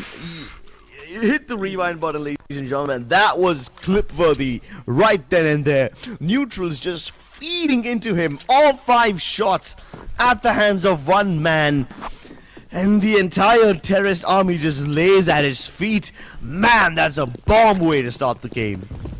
Oof, neutrals, that was a big blow coming in for them there. I don't think so they would have expected that. Coming in, that to a 1v5, completely getting shut down there. But hopefully they learned something from that. Ghost XD still surviving. We can see a 1-0 scoreline already coming in for Reckoning here. Beautiful shot of the game here. Clip-worthy performance nonetheless. Spicia is holding. Ghost is gonna push in with his SMG here. It's gonna be a semi-buy coming in for neutrals as well. 2 SMGs surviving in the hands of CTs. 4 players alive. A good entry coming in. They did get the entry in this round. They did get the execute properly. And with that, they did get the round as well. Just like that. It's gonna be a 1-on-1 scoreline. The full buy did work out for them. Oh, what a roller coaster of emotions. You went from a 5-man USP ace to just everyone getting completely dumpstered at the hands of neutral. Even though they lost the pistol round, they went in for the force buy, and the MAC-10s at that range, they shred. Neutrals equalized the loss that they suffered in the pistol, and now look at what Reckoning are forced to do. 3 of their members rushing down Banana, and this is going to be a shooting gallery for them. Flashes do come rolling through, but it doesn't help Ghost get the first kill. After the trades have been neutralized and it's back to a 4v4, spraying through the smokes continues as neutrals now try to knock on the doors of the A side. They realize that there's multiple Reckoning members hurtling down the Banana corridor, so they go towards A side and they get there in time. They find this completely empty. Elvis trying to come in from behind, gets neutralized by Spidey, pun intended. And it's just down to Temper. Of course, he's gonna be feeling that temper, feeling the rage as his teammates have died around him. Having won the pistol without any effort whatsoever, now he's gonna be required to put in the work. And Dampy is just chilling. Just an exit frag, probably. That's what he's gonna be on the lookout for here. Going a bit aggressive towards library. They're gonna come in. Temper finds the first beautiful shot. Second one as well. Can he somehow get this miraculous clutch in? Spicia. Oh, he's gonna get the shutdown on him with the FAMAS. Reckoning Esports, unfortunately, will not be winning that. Even though that was a really damn good try coming in from Temper, did manage to get those 2 beautiful shots in. Some good exit frags, but that's all that's gonna be from that round. Neutrals with a 2-1 scoreline. Even after the first round shutdown, they didn't take much time to get back on their feet and completely counter Reckoning Esports here. Yeah, but let's hope that they can stay on their feet. It's very easy to get knocked down in a game of economy over here. And once you are on your knees, it's very difficult to get back up. Especially for the CTs. Reckoning once again find themselves with just a bunch of USPs and a Temper. And those USPs have been deadly before, but the deadliest player, Wolvie, is out of the picture. It's a full stack towards A. They have the control of B if they do go forward with that entry. It's going to be a mid push coming in. Nonetheless, they have the side control. Now the plant is going to come in. It's a good buy coming in for neutrals here. It could be an easy after plant situation. On the other side, Reckoning, they don't have that good an economy. Just 1 AK in their hand. Trying to get through with the retake. The Molly is going to come in. Might help them clear some angles. Spicia is going to get the first shot. Spicia is going to get the second pick as well. Down to a 4v2 situation. None of the players have any guns here. Temper once again alive with just his deagle in his hand. Spidey with some RNG is not going to hold up. He's not going to stop for a second. He's going to hunt him down, chase him, completely finish off the round with a 3-1 scoreline. Reckoning, even though they didn't have an economy, that was pretty much what we did expect from that round. Moving forward with the 5th round, where we finally see a good buy coming in for Reckoning. No ops though, that's a slight change of game. But hopefully they do get enough money to get that op. Hopefully in the 2nd or 3rd round. That'll be something we'll... No, 7th or 8th round, yeah. Well, here we have it, ladies and gentlemen. Finally a fair fight after a bunch of rounds where there were stacks and rushes. Oh, but even though there's weapons on board, Reckoning Esports leave nothing to chance. They push all the way in on the back of that smoke. They're hoping to get Banana control solidified, and Elvis picks another one through the grey area. Molotovs to hold them back. Yes, sure, the molly will give you a little bit of control temporarily, but Reckoning already have what they want. And now they can focus on the other end of the map. They know that there's one person coming in to adapt. The nade helps them taper down a little bit of HP, but Damty comes in, and then all the defense has been shattered. Suraj is trapped inside, has backup of Ghost. There's no more to smoke, so Ghost has a clear line of sight on all his enemies, and that is it. That's all you need. He picks up a double of his own. Damty, a consolation kill. 7 HP is all he has. And it's a pretty good chance that that's what he will by the time he falls into pit. Reckoning. Get another round in the bag, but this is when the game starts. Neutrals, as we see, still have plenty of money. And up until now, Reckoning Esports have been going for quite a lot of these gamble pushes. Sometimes it's a 5-stack to a TA site, sometimes it's a 4-man rushdown. Banana, they've always done something. Reckoning have not held defaults yet. And this means the neutrals need to stay on their toes. Maybe they're starting off the game with some unexpected plays and trying all the strategies, which one works, which one doesn't. That's what they're trying to figure out. Maybe that's the case. But whatever it is, Reckoning is somehow finding rounds here. It's down to a 2-on-3 score line. It's going to be an entry coming into his Banana. Can they find a frag? Elvis is going to get in with a 2K. Shots down to Terrorist there. Spidey comes in with the trade. Elvis is going to go down as well. Down to a 3v3 situation. Pretty much still doable for Reckoning. They have a good hold towards B. One player holding towards Archers here. Completely left A side open there. Yeah. And that one player is Suraj S. He's usually the guy who comes in later. He's the support player of the team. And that's why he's been left to his own devices, marking Archers. There's about to be a crossing right now. Bruce ready to stop. And he will shut down Suraj S. Great shot. Even though Suraj was holding a relatively off angle, this man checks everything, leaves nothing to chance. Neutrals get the site, but Reckoning are still gonna try a retake. There's a defuse kit available on both of them. Bomb hasn't gone down yet, which gives Reckoning enough time to close the distance. Bomb's gonna go down. A brief Crossfire moment is of silence. strong here, though. It is, indeed. Crossfires are strong enough. The only person who's gonna die first is gonna be Bruce, but that's fine because Bruce has 21 HP already, so he doesn't mind staying on top of Graveyard. Since he's the man who gets spotted first, and since he's the guy who dies first, his teammates can then swing and play off of him. So he's deliberately using himself as bait because he has lower HP. Ooh, he's not gonna inspect Wolvie there. Yep, he's not gonna do that. Not gonna check him. Wolvie finds one exit frag, but that's all he's gonna be good for. Maybe find someone pushing out of apps there, but nope. Not the case. A 2-on-4 score line coming in for neutrals.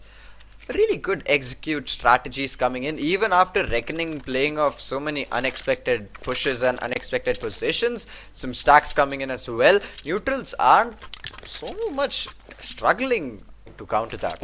Still getting the rounds there, still getting the entries as well.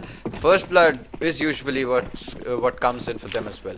Once again, we might just see a banana push coming in, and they don't have an economy. The CTs don't have an economy. It's just 2 weapons that they've saved in the last round. Hopefully that makes some difference for them. Slow deployment of utility by neutrals, and Reckoning on the other hand, they don't even deploy their own utility. Their teammates flash for them. Ghost had a flash thrown in by his fellow member, which allowed him to get a kill, and while all these fights in Banana are taking place, we have Wolvie extending down apartments. He gets the frag, falls back, he recovers the weapon too, but can't use that AK for much longer now that Damty puts a bullet in his brain. Oh, and they take control of Archers instead of going towards A directly. Neutrals are flirting with the idea of moving towards the B side, which would be lovely because Reckoning have just given it up and they're circling around.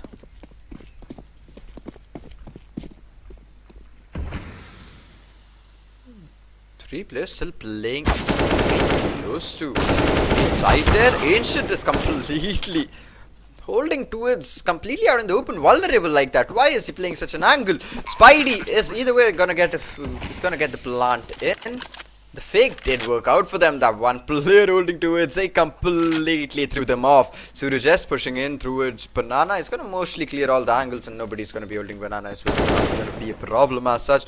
Pre-fire towards Coffin, not going to work out. Spidey still holding the same position. Is the crossfire there? Is the crossfire there? Maybe. Just going to tap the bomb. Work out. Tamp gets the first frag. Spidey peeks off him and gets the last one as well. 2-5 scoreline. Neutrals with another beautiful execute there. Reckoning being completely outplayed. That one fake player towards A completely changed that game. And it doesn't even have to be the fake player necessarily who makes the impact. Sure, Ancient was present over here and he managed to keep the CT station in the region. But Reckoning Esports, I think that this is a flaw by design rather than Neutrals trying something to bamboozle them. Reckoning Esports, they have always been pushing Banana whenever they win early fights over there. And if they lose players towards the top of mid or anywhere towards arches, they give up arches and reinforce Banana even further in order to go back and circle around as if they're playing ring around the rosies. They don't go for the normal rotations to reinforce A, but rather they would pull players back and circle around their opponents. A double hold towards apartments, which Boost is knocking on the doors of. Wolvie has been phenomenal in this position. Whether it's the USB ace in pistol or whether it's this kill with his M4, he will always win the fight towards balcony. And now that Neutrals have lost a couple of members, even though it was a crouch peak. And now Neutrals try to knock on the doors of B site. One of the only rounds which Reckoning hasn't pushed in. Yeah. They're not going to expect Elvis there. It's not going to play such an angle though. Yeah, and even if they do, they're not taking anything to chance. They know that Reckoning's the kind of team that will push. So Neutrals have plenty of time. 40 seconds is usually panic territory, but in this case, they know that someone from Reckoning will come lurking around. Usually, that player pushes out from Banana. This time, that's not happening, and Neutrals are still expecting a Banana push. They're also hoping that somebody might show up from behind and they can get a free frag before they start moving in. But now that there's only 20 seconds left, Neutrals can't leave much to chance. They have to make a move and they're moving into this triple stacked B site. It's a meat grinder. Elvis with a double spray down makes it look easy. And Spicia never stood a chance. Once again, a beautiful hold coming in for Neutrals, finally getting another round on the board. From a 5-2 scoreline, we'll be moving to a 5-3. Hopefully that strengthens their economy this time. On the other side, Terrorists, they don't have much of an issue towards the money part of the game. They just need to focus on how to get in through Banana there. And even the apps hold is pretty great by just one player, that's Wolvie. They can't get out of the B towards A apps there. If only they can take down Wolvie, it's gonna be an easy peasy execute towards A. Suraj S with some pre-mollies and nades, not gonna deal much damage though. Wolvie once again holding the same angle. And it's gonna be maybe all 5 players pushing from the same angle. Could we see the same thing happening again? Ooh, nope. This time it's gonna be getting shut down. Pistols dominating, destroying. It's painful to watch, isn't it? That these Tech 9s, my goodness, they're like tanks. They roll through. Guillotine slicing through once again as Tam T plucks off Elvis's head from his shoulder. Spidey also juicy shots. Reckoning might have started things off in a phenomenal fashion, in the most stylish way possible, but Neutrals don't care about style, they only care about success. And they have plenty of it so far.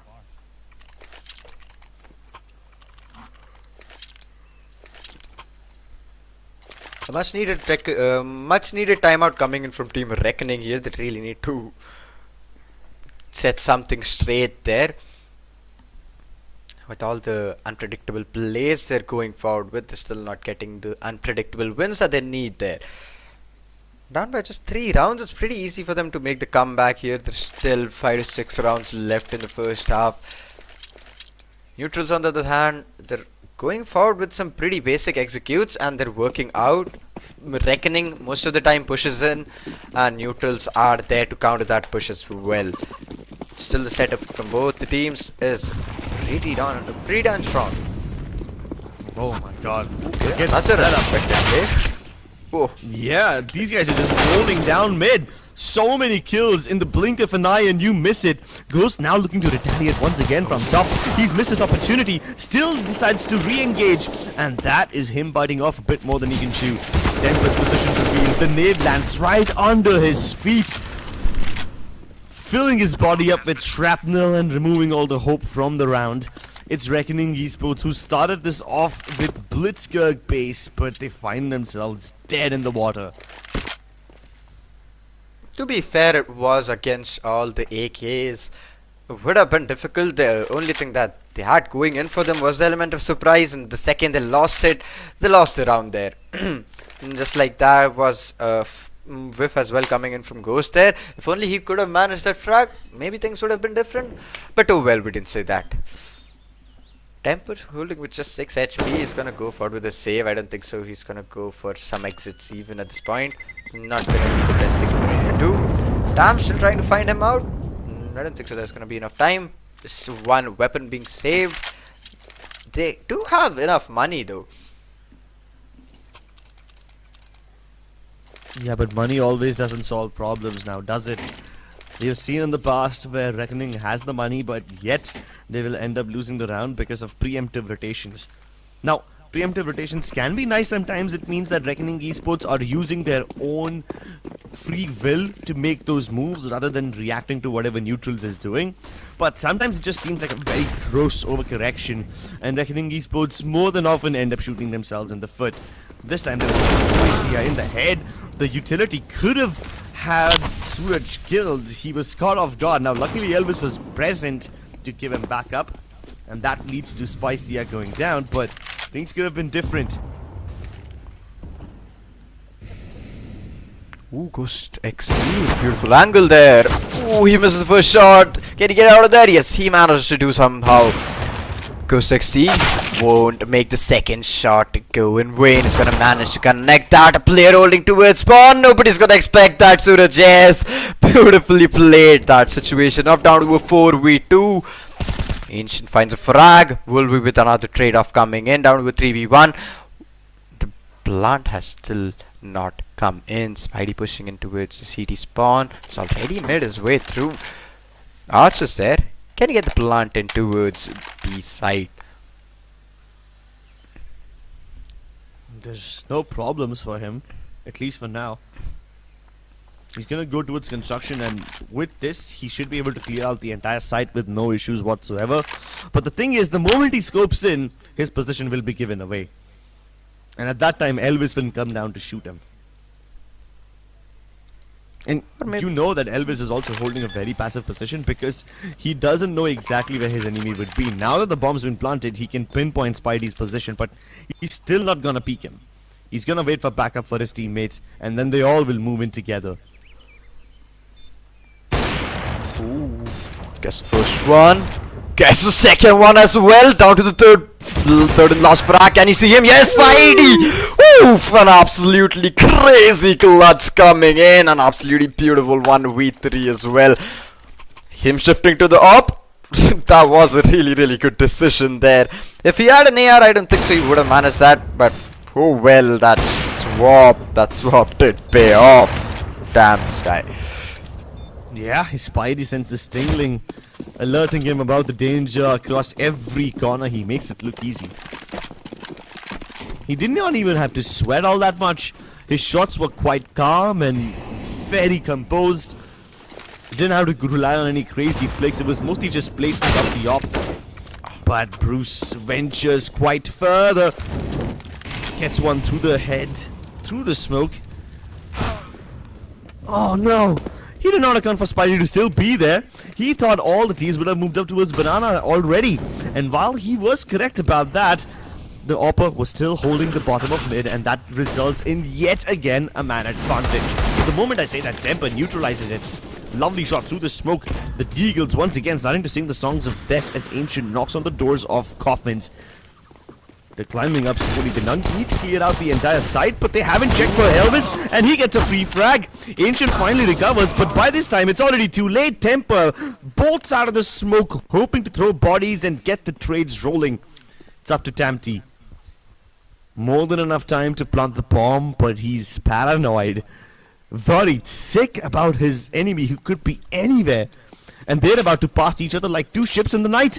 Suraj just heard him just when the time was right. And this now extends into a long and very drawn out 1v1.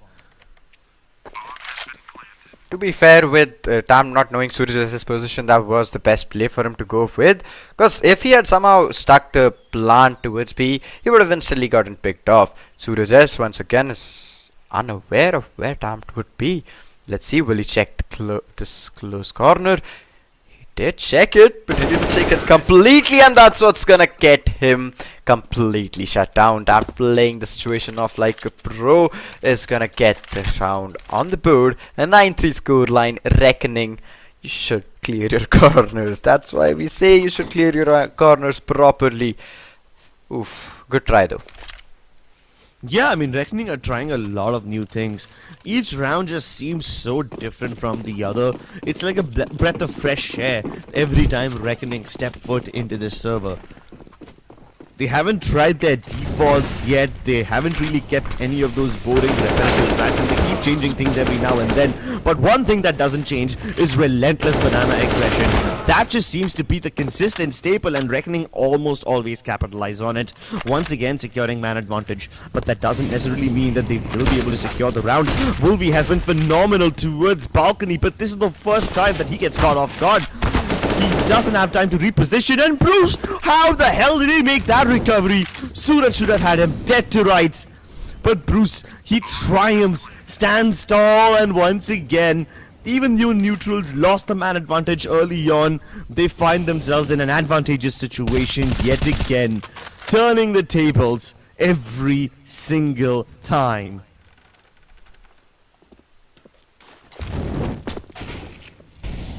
Ooh, Spicy are getting a beautiful frag down to a 1v3. Elvis, last person, he has an M4. He's gonna run out of bullets at the wrong time. Spicy not taking a second more than he needs. It's gonna shut him down.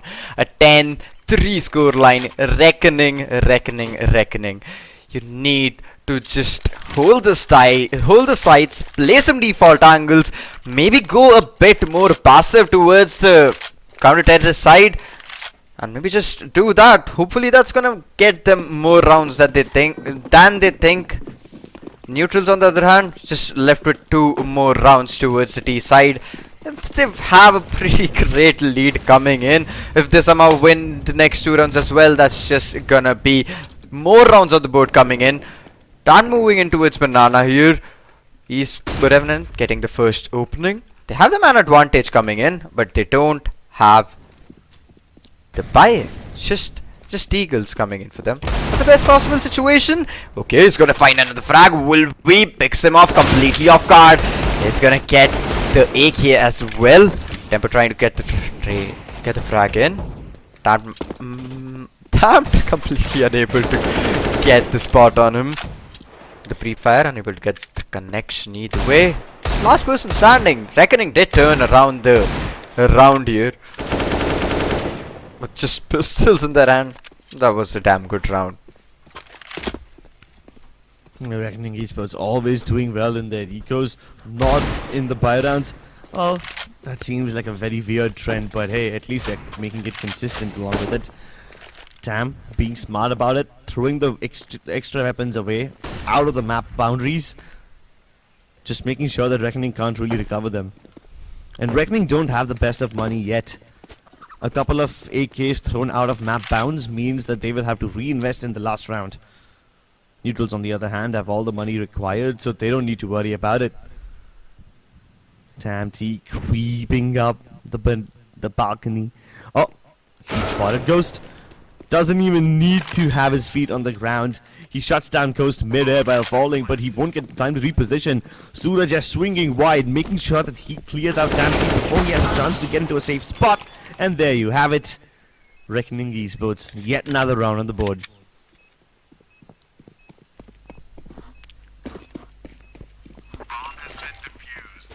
Reckoning finally getting another round. 4-10 with just pistols. They can make it happen. They can pretty easily make it happen with just the deagles here. So why not with the ARs? But let's take a look at the replay. Elvis here holding to its bit with his AK. Did get a beautiful round for his team there. 4-10 scoreline. Final round on the board for the first half. Neutrals, let's see, can you get the 11-4 scoreline, or is it gonna be Reckoning finding the last round and making it a 5-10? 2 ops, or is it just 1 op? 1 op setup coming in. Ghost XT holding towards mid. Bruce with a very aggressive push coming in with all the sound he can make. He's gonna make. Ghost knows exactly what they're gonna go forward with. Guess the opening is gonna completely fall back because he knows these pistols, these AKs can be pretty dangerous in close range situations. Yeah, and also because neutrals now don't have any smokes left, they would much rather take their chances down and then clearing out the bracket crossfire when they have no way to shut it down. Bulldozing their way through, they have Elvis corner. They're all gonna check sandbags at once. I'm surprised Elvis even managed to get one before he finally goes down, but Ghost strikes yet again. Fighting fire with fire, showing them what fury really feels like. It's him. Oof. He accounts for the refrank by Damn T. The shadow gets spotted by Spidey, but Ghost still wins it. Absolute madness as this man reigns upon them like not just a ghost, but like a god. He was dead to rights. The first frag was phenomenal. Second one, as he accounted for Damn T to spring around the left-hand side, that got the bomb dropped in the middle of no man's land. And then when you consider the last frag of the round, Spidey was able to see the shadow before he was spotted by Ghost, but Ghost still wins the duel, and that tells you all you need to know about his reflexes. Now, Reckoning Esports, they were quite aggressive in the first half. They always had something new. That too as CTs. Imagine what's going to happen when they keep doing these kind of rushes on the attacking side. It's going to be mayhem.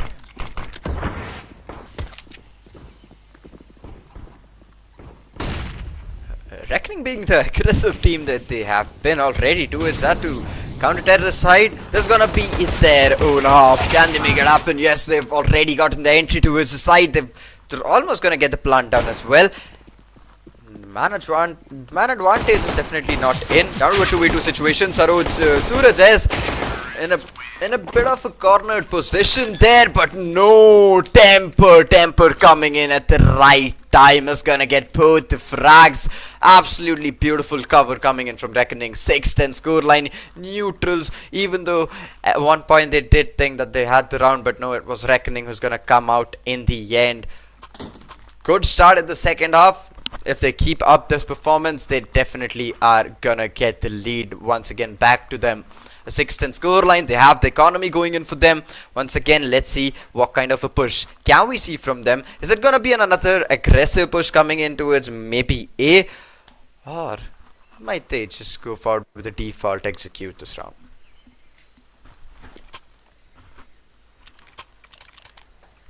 Well, these defaults have been quite the bane of existence for neutrals. It gave them quite a lot of momentum in the first half, especially when Reckoning was throwing all sorts of curveballs at them.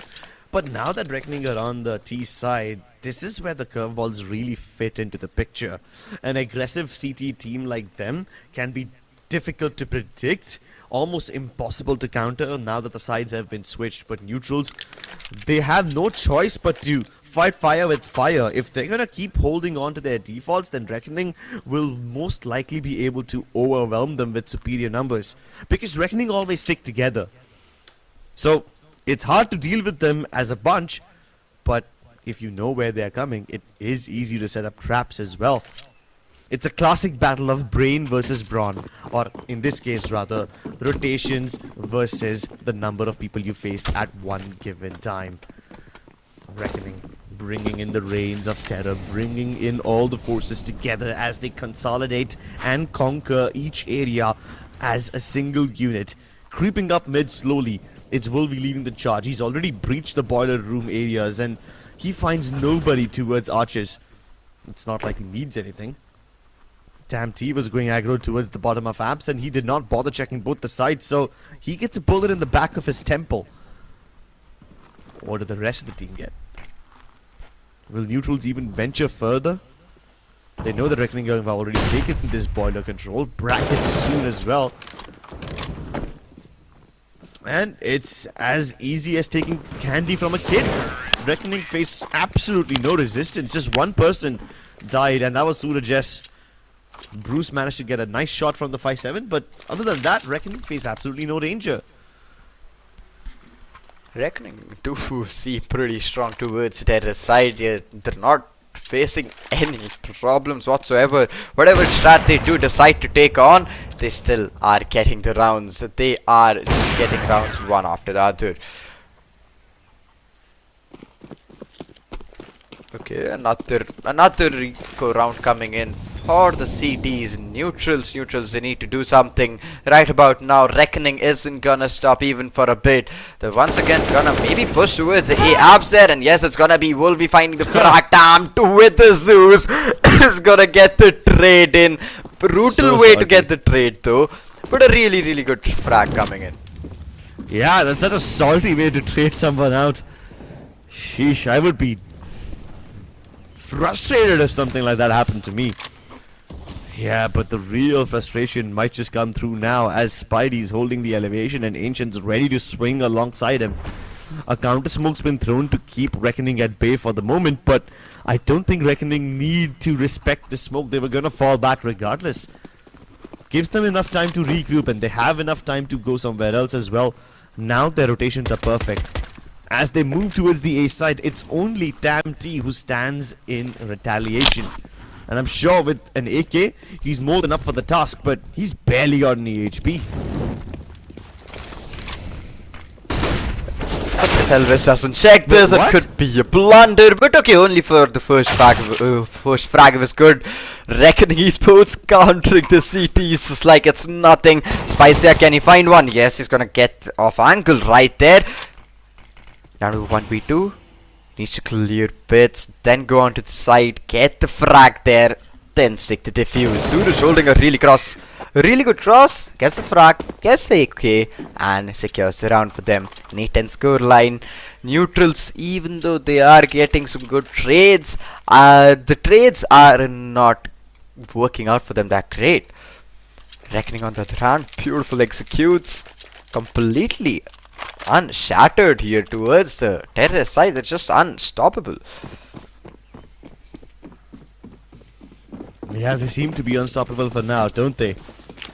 Neutrals had a good lead, but Reckoning Esports have closed the gap, and Neutrals are getting desperate.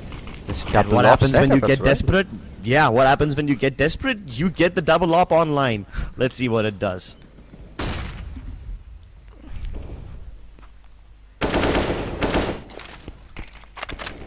They get a glimpse of it.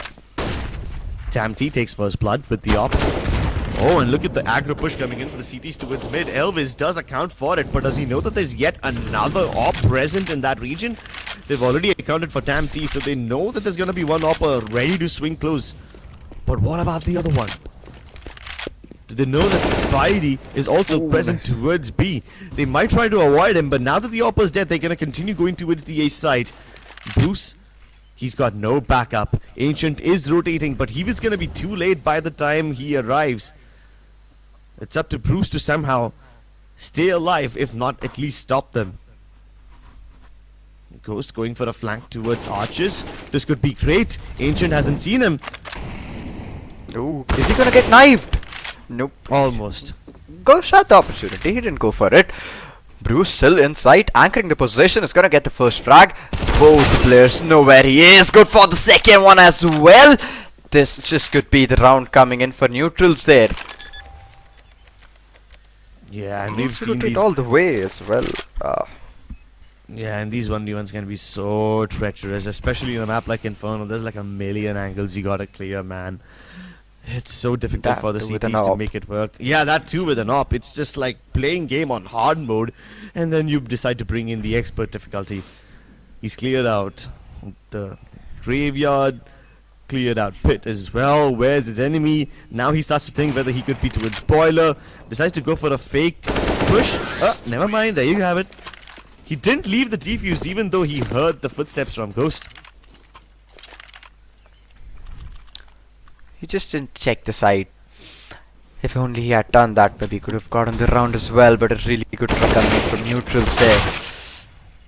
The backstab from Bruce that changed the game for them. Even though Bruce did try his level best to get both the players taken down there, but just Ghost was just unstoppable.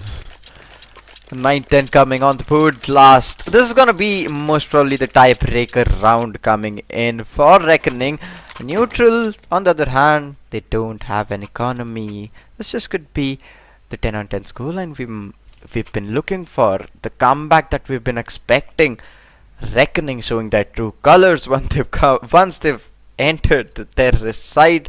They're just not holding. They're just not waiting. Just pushing in, getting the sides, and absolutely destroying the defense here. Huh? Wait, is this real?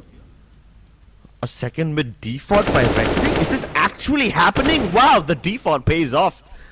Reckoning Esports finally pressing the S button. Finally being patient as they wait for neutrals to make the first move. Which is somewhat fine, which is expected, you know. Neutrals don't have the best of weaponry. Reckoning expected a trap or some sort of an eco push, and they accounted for that in form of Bruce's push towards the B apps. Now there's a double stack towards Broiler. Do they check for that one?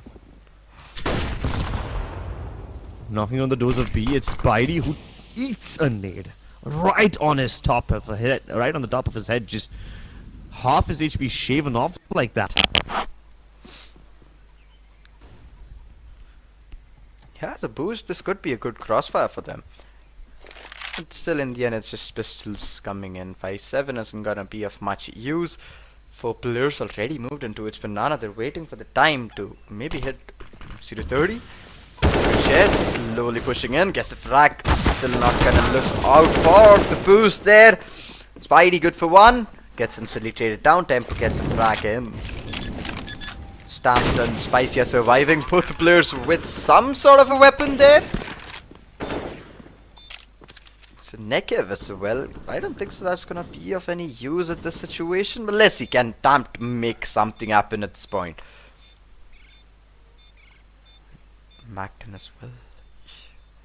Yeah, I mean, at this range, what can that Mac 10 even do? Mac 7, Swag 7, not the best position to be in. And Tamty is holding like the saltiest weapon of them all. I don't even know how he plans to get a kill with that. Spicy, he was trying to go for a cheeky ninja diffuse, but he realized he can't do that. Might as well just try to hunt someone down. Nope, ends up going down to the bomb instead. But Tamty still has his big fat gun. Now let's see if he tries to go brute with it. But to be fair, Negev is a gun that's used to mostly pre-firewall bank some specific corners that you know players will push. Yeah, He hasn't done that yet. yeah, I mean, imagine if Tamty just goes towards banana and just starts spraying it everywhere. It would be so difficult to deal with that. Yeah, of course, when you know exactly where the Negev is, you can probably spam it down with nades because the movement speed is so slow you will never be able to dodge the nade. But then again, would you even venture close to that area? Speak about close angles, and another salty weapon comes out. These Zeus's are really making Reckoning Esports sweat. At least they've managed to trade it out and turn it into a 3v3 again.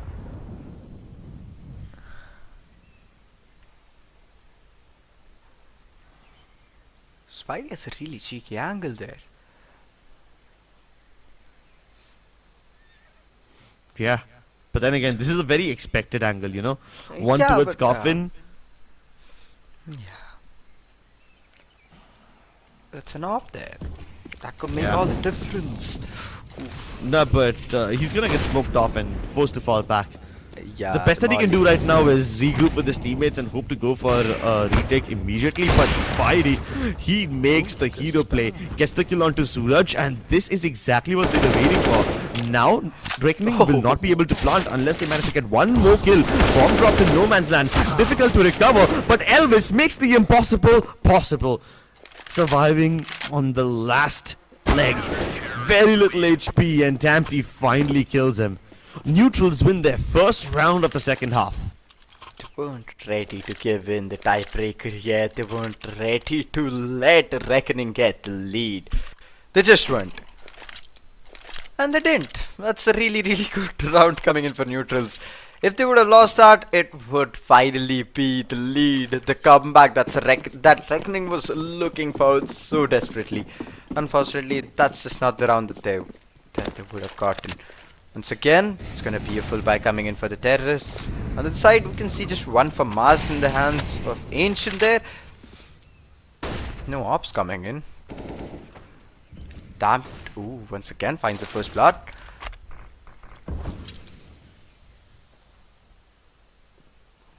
They do have the man advantage. Need to keep it that way. Yeah, but neutrals have struggled to do that in the past now, haven't they? They often get this man advantage, but not always hold on to it. Reckoning, on the other hand, they've got the right idea. The brackets crossfire doesn't really exist. Instead, it's a double stack towards the Archer's side, with Tanti and Ancient both holding the same spot. Oh, one single molly over there, and both of them are done for. Huh. Luckily, it's not a molly, it's a smoke, so they both get locked out of the action. One of them will be forced to reposition towards Mortar. Reckoning still haven't made a move though, even though they've committed the utility.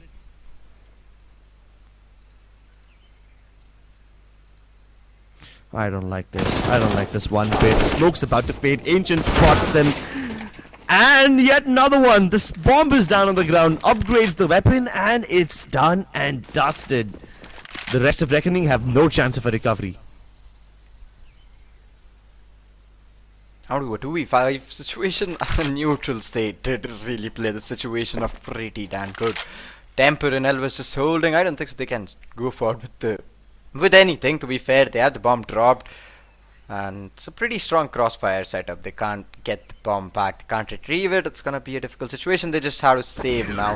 A 12-10 score line. Reckoning. Once again, the gap between the teams, the scores is just growing. Just when Reckoning thought that they were this close to getting the lead back, they've once again fallen into the same problem again. And at this point, I don't think so they have a good enough buy. They're just gonna go forward with a full, not even a full, half a buy coming in for them. In fact, it is a full buy. 3 SMGs, 2 AKs, that's a force. Oof. They've thrown in everything that they can. It's a fast climb up. Ancient peeks out of the loft, gets instantly traded out. But with this, he spotted the majority of the Reckoning team, so the element of surprise is gone. Maybe it can come back in the form of a spicy push, pun intended, as he's about to backstab Ghost. There's nobody marking him. How do players go unchecked like this? I really thought that Tempo would have been checked by Spicy over there. I guess I was wrong. Expectations defied. Man advantage not exactly capitalized. Where do we go from here?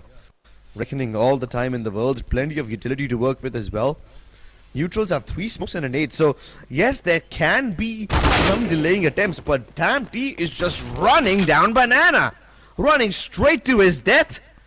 Coffins open, entered voluntarily, and here is the B site, now under assault as Spidey clings onto dear life. Could have been a double spray down, but that's all that she could have written for him. Could have been a full kick come in, but no, it's gonna get shut down. Down to 1v3 situations. It all comes down to Bruce. With his M4, he has some decent util available. He can use the grenade to click corners and a smoke as well to maybe smoke off Banana there. But for that, he still needs to get 2 players completely down on the side. Ouch. Ooh, the grenade did connect. It's gonna take a ghost down to just 15 HP. Still not enough time for Bruce to get the side control, get the retake in, or get this, to get the bomb defused there. But Ghost XC isn't gonna waste any more time. He's gonna get this final blow there, finishing off another round. It's an 11-12 score line. Oof, Ancient did change the tide of the game there. The 2 killers from Mars, that was absolutely crazy. Yeah, and that too at the best timing possible, right? But even after that, they didn't. I thought Good try though. It's a good try, but Reckoning this time, what are they trying now? They've taken second mid control as they almost always do. This has been a recurring trend for them in the last few rounds. They didn't start off the attacking side this way, but it's become this. Nice shot. Bruce instantly gets tenderized. That threw towards Graveyard. That was a very deep push by Elvis. His team cleared out brackets within a matter of seconds. No resistance over there, and they've already got the first frag towards the back of A site. That's the Graveyard player down. It's pulled rotation from neutrals towards the A site, and that leaves Spidey as the lone opper over here. The flash makes him redundant. Elvis is still getting frags towards the A side. Meanwhile, the B side is under heavy assault. It's just Spidey with his big green gun over here, asking for reinforcements, asking for the cavalry to start rotating. But that too could be a wrong call. A Hail Mary, if you will. Spicia was only going down mid to verify whether the push towards the B side is real or not, and he finds out the answer the hard way. Damn, he has to play in a one and done spot. Helter Skelter somehow does manage to tag a couple of players and kill Suraj as well. So that's more than what she could have asked for him. But Spidey, the man who came out the first call of rotation, now finds himself alone. At one point he was about to face the wrath of 4 angry terrorists heading towards him. Now instead he'll be facing the wrath of the economy god. Maybe if 4 of those terrorists did push onto him, he could have completely changed around there, but unfortunately that didn't go in his favor. And right now it's just these 2 terrorists pushing him completely from 2 different angles. Can he counter them? Nope, it's not gonna come in. They're gonna get the op out of his hands.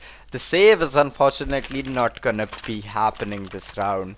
They've lost all their money and all their weapons as well. Neutrals once again down to the tiebreaker. Reckoning covering up all the rounds once again, getting 2 more rounds on the board. With a beautiful and a deadly buy this round, it for sure is gonna be difficult as hell for neutrals to counter this Reckoning push.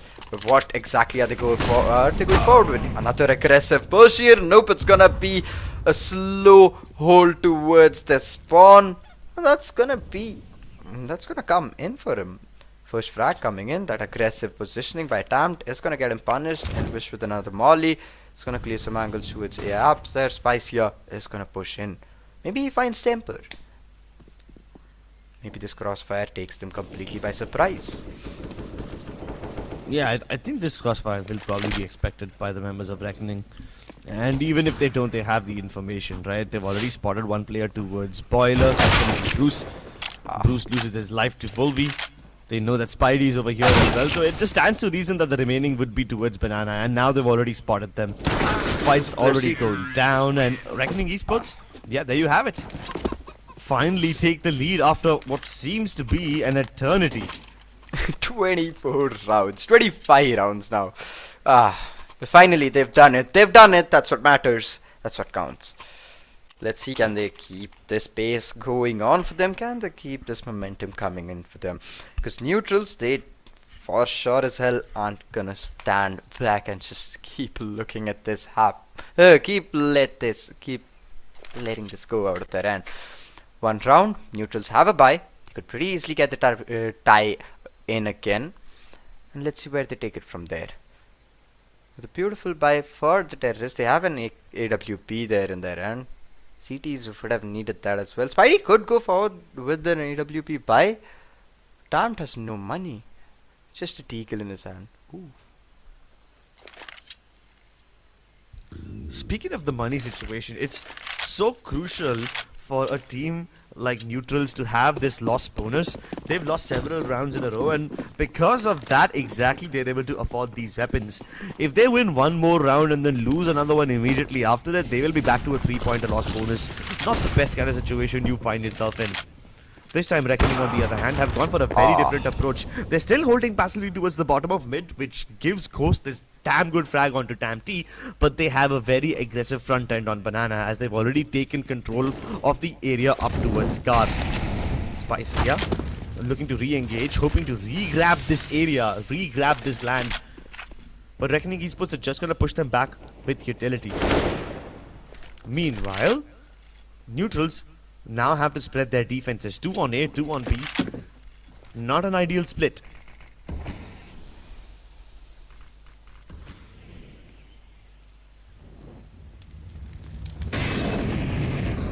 Ooh, the molly didn't land. Spidey would have been completely pushed backwards if that would have landed here, but Here's Spicy holding a Spidey holding a really spicy angle, unable to get the trade, unable to get the frag. Elvis instead is gonna get the frag onto him. Down to a 3v5 situation with just Bruce holding the A side. This push looks imminent. Okay, Bruce finds the frag. 3 players pushing onto him. They could have just given him the 1v1s one after the other, but no, it's gonna be Suraj finding a frag. Down to a 1v4. Spicy just with us from Haas alive.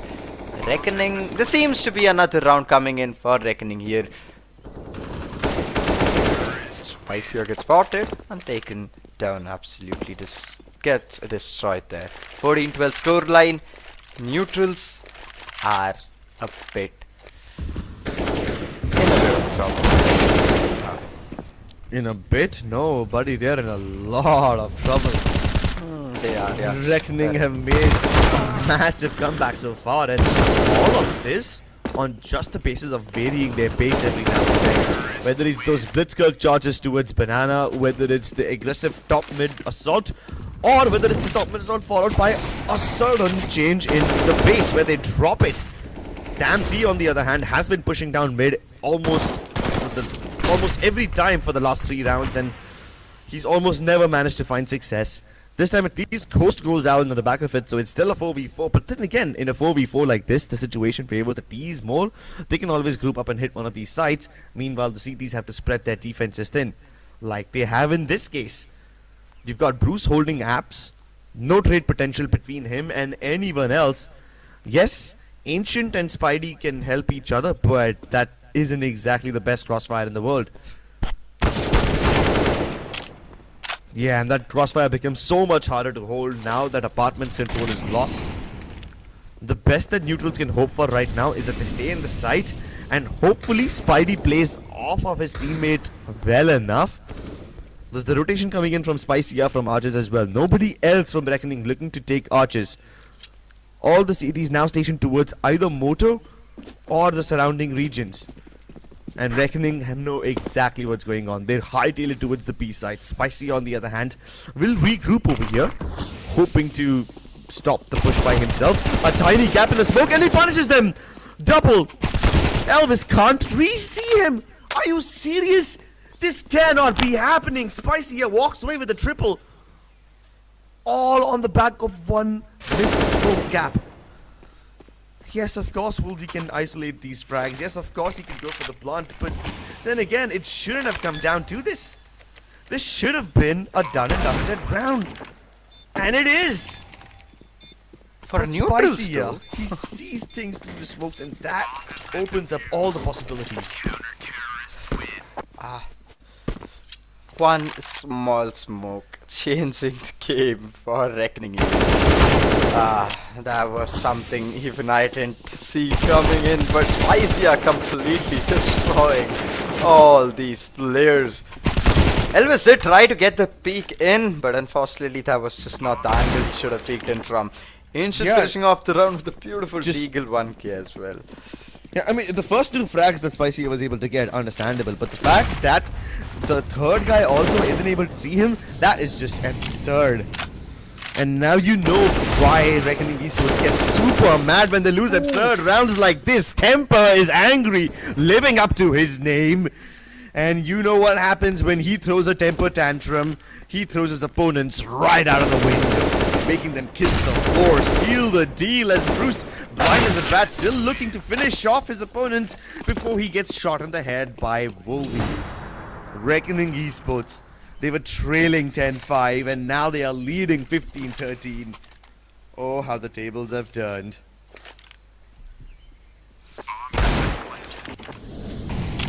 Didn't take them even a second to completely counter neutrals there.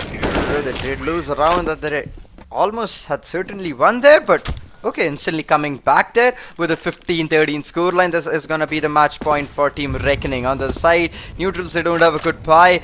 They really may need to make this round count, or if they don't, they're gonna definitely lose. Temper getting the opening frag. They have the entry. Or are they gonna come it towards B? Because A seems a bit more doable at the moment. Bruce holding close. Shot. Yeah. Check him. Wow, what a beautiful pop flash support coming in from Wolvie as well. Suraj finds another down to a 5v2 situation. Neutrals getting completely slaughtered there. Down to just Spicia alive. 1v4. Oof, not a good situation for him. No, definitely not. I mean, at this point, Reckoning Esports realize they've won. They're just throwing in flashes just for the sake of it, even if it means that their own teammates get flashed. Suraj pops his head off, and that's it. Game's done. Dusted. It's kind of sad to see that Neutral's team members were already leaving before the game was even over. That just... It's bad sportsmanship spirit. It tells you how much you trust your teammates. But a win's a win, and Reckoning Esports... Even I would have been salty if I lost to them like this. Neutrals just stood absolutely no chance. They had a lovely lead and they squandered it. Reckoning Esports continued to use the same tricks again and again. Sometimes doing the defaults on the attacking side, sometimes going ahead with amazing pace. And on the CT side, Reckoning Esports just never hit the S button at all. They were always rushing. They continued doing the same in the T side as well, to some extent, but with a little bit of strategic holding, only for a few moments. Amazing performance by Reckoning Esports as they mount a massive comeback and win the game. To be fair, Reckoning was trying exactly what they were doing towards the terrorist side in the CT side as well. It's just that wasn't so easy, because then again all the T's on the other side were holding just the same specific position, so they were obviously gonna get countered by a 5-man stack or 5 players pushing in towards them. But Reckoning, they didn't change their strategy. They just went in, they just kept pushing in, and to be fair, that worked out for them pretty well, as we saw. Reckoning on the other hand, Neutral on the other hand, even they were trying to do the same thing in defense in the CT side, but unfortunately for them, Tamt was just pushing in mid without any information again and again, just going forward with the same play. I guess there should have been one specific round where he should have stopped, but he just didn't, and that kind of became a problem for them when they really needed some rounds, and they lost the lead that they had worked so hard to get as well. But no doubt, Reckoning, with that absolutely aggressive, demolishing performance, completely left Team Neutrals there, completely left them, speechless. They just had no counter to that. But what an absolutely beast of a game coming in from Reckoning. The whole team, just massive performance. Yeah, massive proactive performance from Reckoning Esports as they always make the first move. It just seemed like Neutrals were always in the reactive state rather than trying something of their own. And I can't exactly blame them, because on certain occasions, reacting was actually working for them. They were waiting for Reckoning to make the first move, and then Neutrals were almost always able to get the opening frag, but that doesn't necessarily mean they were able to convert the round into a win.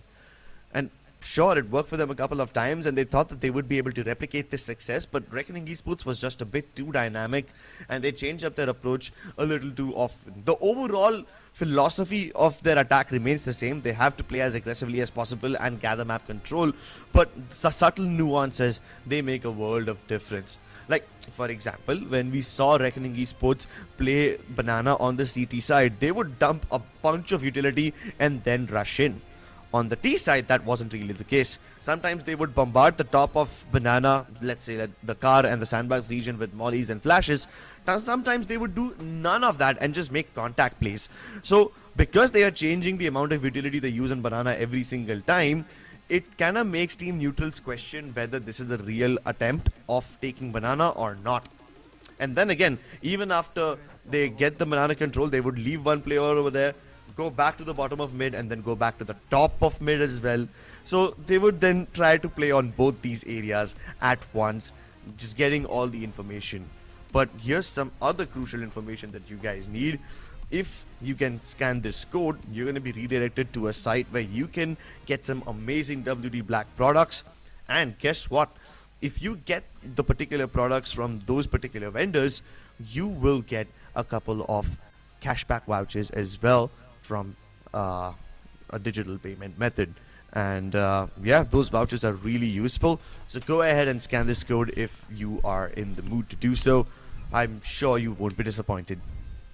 Just like the WD Black's really rapid fast SSDs, we did see some rapid fast pushes coming in from both the teams. Reckoning obviously just outplaying Team Neutrals there with their unpredictability factor. That was, just like you said, one of the main things that completely left Neutrals speechless there, and most of the time completely destroyed. They just weren't able to counter their positions, even that was in CT or that was in terrorist side. Obviously we do understand what was happening towards the terrorist. Neutrals were in some rounds trying to hold the sides, but then again the pushes were so fast, so many things happened so quickly that they just weren't ready to counter it. But whatever being the case, Neutrals did try their level best. Unfortunately, team Reckoning Esports, they just got the best of them, and they won the match nonetheless with a beautiful 16-13 victory coming in from them. Neutrals could have won, but in the end it was just a Reckoning who came out with the win. Yep, and there you have it, ladies and gentlemen. That was the second game of the day. Reckoning Esports win that. Up next, we have Wicked Gaming taking on Team Ecstasy. Stick around for that right after the break.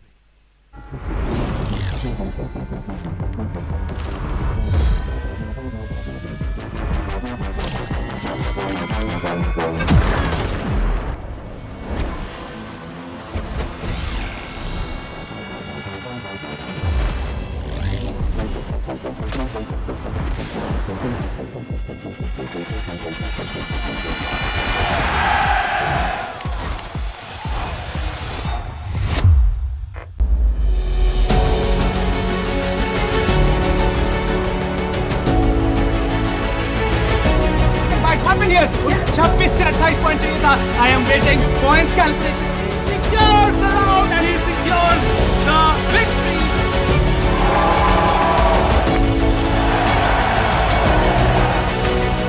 Champions Esteria, congratulations for winning this beautiful tournament.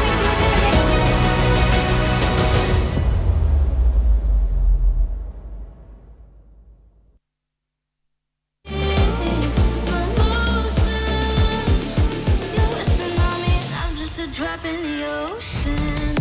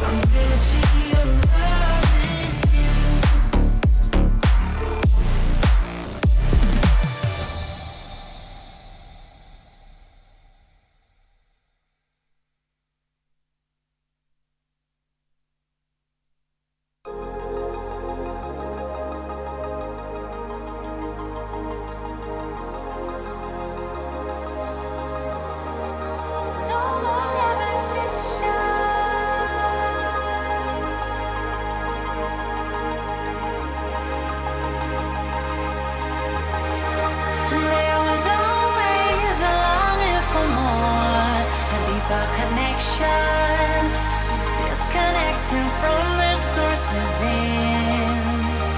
There were parts of my core, senseless and frozen, wisdom hidden, locked up in my soul.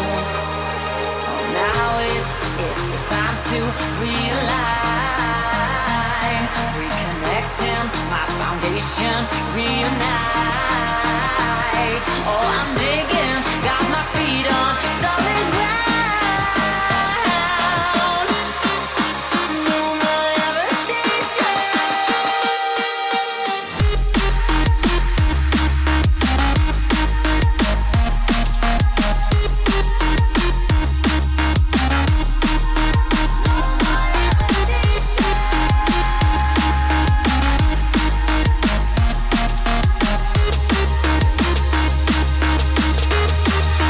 There was always a longing for more, a deeper connection was disconnected from the source within. There were parts of my core, senseless and frozen, wisdom hidden, locked up in my soul.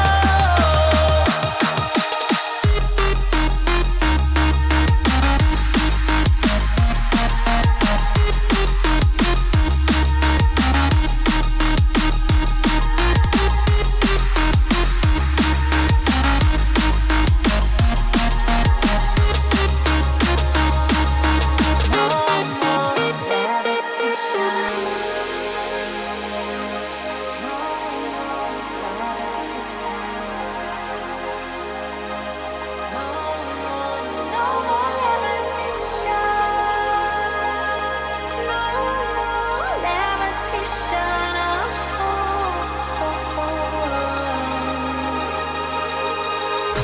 Levitate.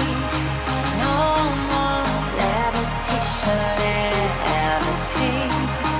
No more levitation. Levitate. No more levitation. No more levitation.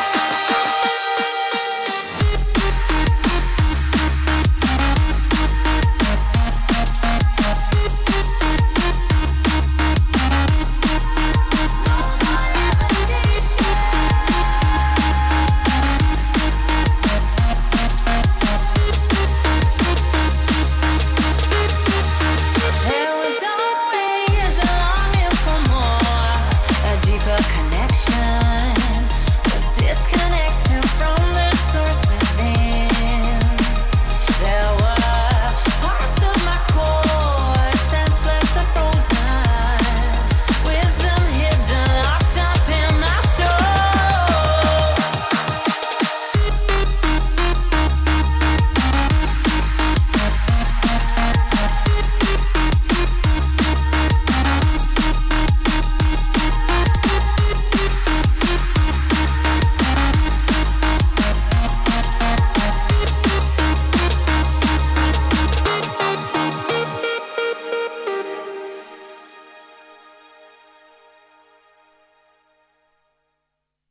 Here we are, we locked down in different cities, and our virtual connection falls apart. Guess it's been too many years since California. Now the memories of us is all I have. See, one day I'm gonna reach ya, take a plane for many miles. We pretend that time didn't pass us by when we're on Mulholland Drive. I know it won't be long before dawn, gotta be patient for a while. Someday we'll look at stars in this same sky, when I'm on the other side.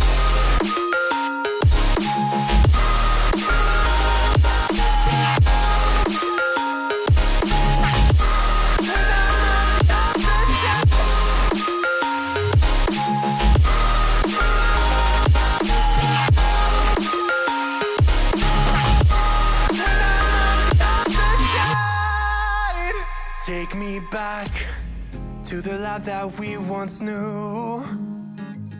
when the walls weren't closing in like they are now. 'Cause it's been too many years since California. I wish I could get there, I don't know how. See, one day I'm gonna reach ya, take a plane for many miles. We pretend that time didn't pass us by when we're on Mulholland Drive. I know it won't be long before dawn, gotta be patient for a while. Someday we'll look at stars in the same sky, when I'm on the other side.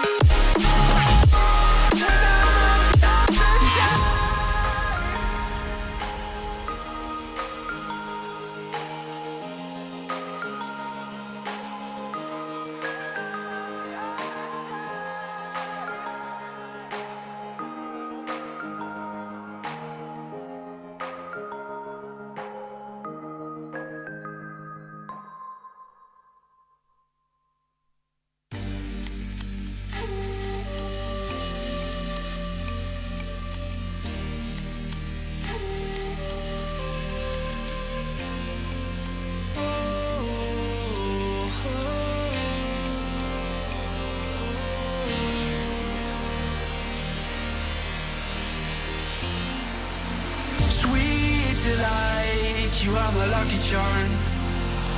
I hold you close in the night in my arms.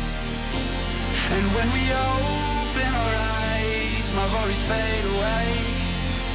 'Cause you gave me your heart in the light of day, in the light of day.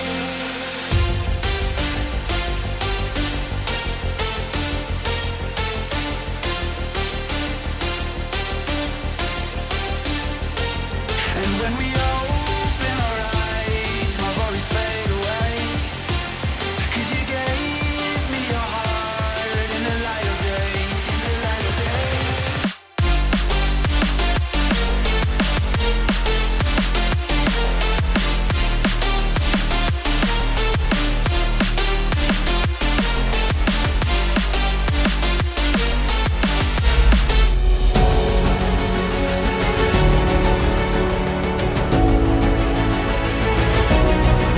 Here, 26 से 28 point चाहिए था. I am waiting. Points calculation. He secures the round and he secures the victory.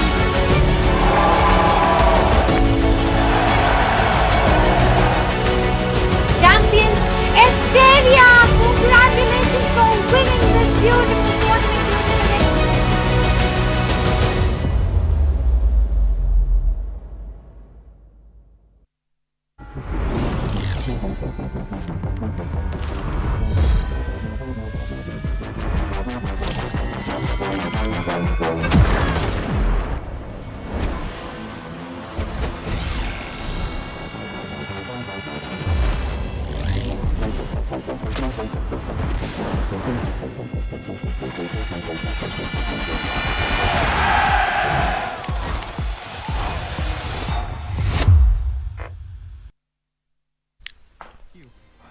Once again, welcome back to WD Black Cup Season 4, powered by NVIDIA GeForce, official e-commerce partner Amazon.in, and esports partner Skyesports. This is gonna be the last and final match of the day for our CSGO event.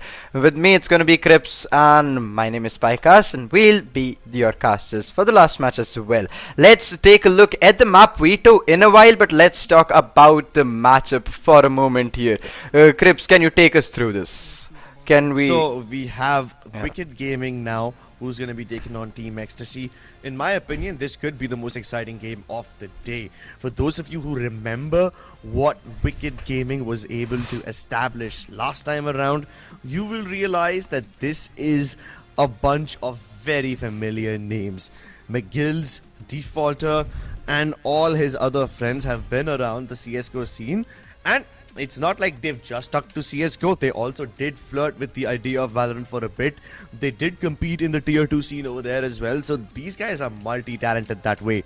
Wicked Gaming, they have put up some amazing performances last time in Skyesports Championship 4.0. And they are going up against Team Ecstasy, another team who had a great time in the tournament last time as well. But now that both these teams are up against each other, I can't help but think that this would be a clash of titans in some way. Let's take a look at what we have in store for you next. And it's, again, Inferno. Oh, that's exciting. We're going to see 2 Infernos, one after the other. Last match we did see a pretty crazy comeback come in. Hopefully that could be the case in this match as well. But just as you said, Wicked Gaming is a really good team. Ecstasy has to be on the lookout for them as well. They need to be careful. They need to look out for every mistake that they make and hopefully exploit it and win it maybe. But yeah, let's get into the match without wasting any more time. This is gonna be Team Ecstasy versus Wicked Gaming in the map of Inferno, the last and final match of the day, last BO1 as well. Wicked Gaming coming in towards the terrorist side, and it's gonna be Ecstasy playing the counter terrorist, starting off the game with a pistol round. Let's see from where we can take this. Yeah. Defaulter, McGill's Crazy Gamer fired up kill switch. These guys have seen the highs and lows of Indian CSGO. They even had the chance to represent India in Asian games. And if that's not enough to tell you how good they are, well, I'll just let their gameplay speak for itself. Right off the bat, you have a slow start. They're expecting Team Ecstasy to push down Banana, and indeed that's what's happening. A 3-man stack towards Banana doesn't result in any casualties yet, but plenty of bullets exchanged result in Ecstasy falling back to the depths of the B side instead of holding on to Car.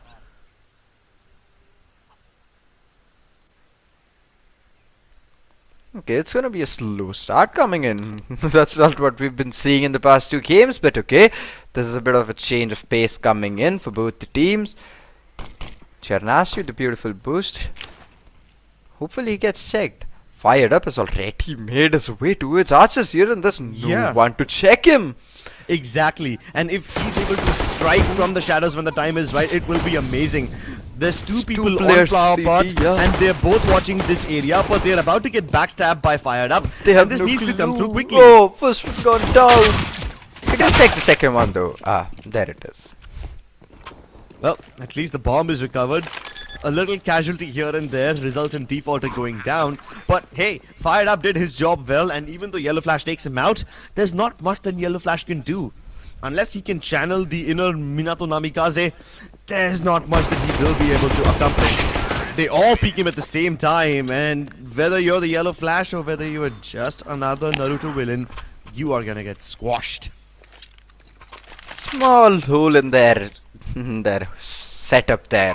Completely, not completely, but yeah, that somehow did make them lose that round there.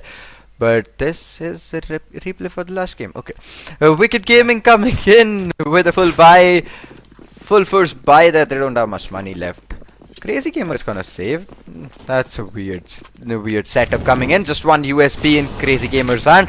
McGill pushing in towards Banana. They have some util going in.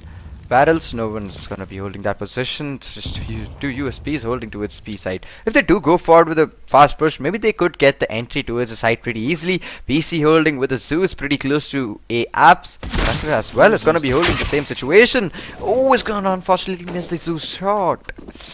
Kill switch as well is gonna find one more Zeus there. Yeah, both those Zeus kills did not really pay off. Sometimes you try your luck, sometimes you run out of bullets, and when you do, you go for the knives. Junior Nasty just gets the hell out of there. He says, nope, enough of my Zeus teammates have failed, and since I can't channel the lightning, I might as well challenge you with my blades. Doesn't want to get knifed, backs the hell off. Doesn't even get the chance to recover a weapon or two. Wicked Gaming, a flawless anti-eco.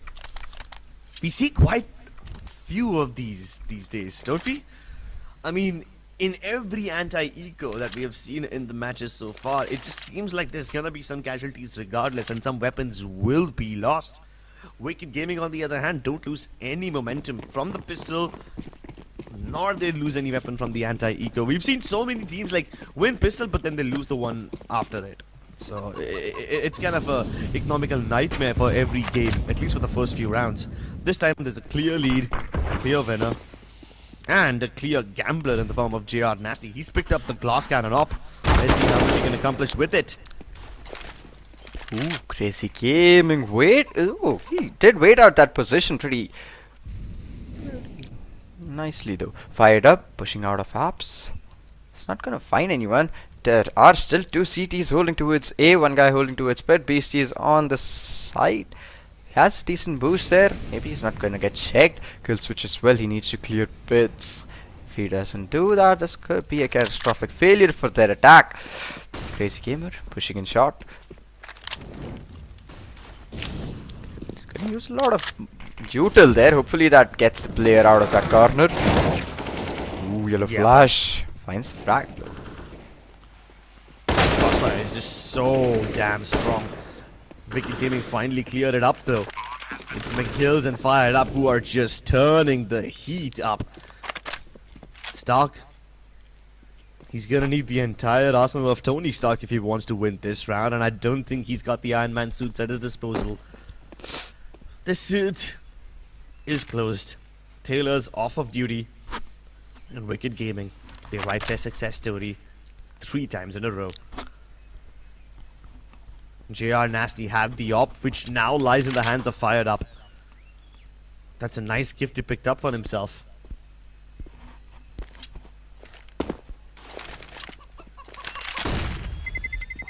It's quite interesting to see that there's 2 teams in this tournament who have represented India in some way, shape or form.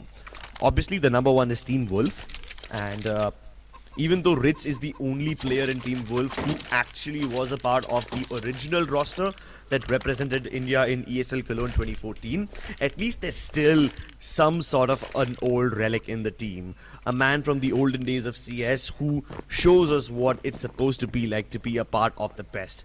And then there's Wicked Gaming. They represented the country in Asian Games. Now, of course, there's a world of difference between playing a Cologne major and playing in the Asian Games, but hey, it's the fact that you wore the Indian tricolor on your back, that's what matters the most. And that's exactly why you see Wicked Gaming have absolutely no remorse when it comes to hunting down their opponents. Mac 10s across the board as they rush into the B site and they take it for themselves. No resistance from Team Ecstasy whatsoever. They're still coming in now from flower pots and construction, but by that time it will be too late and the bomb would have been planted.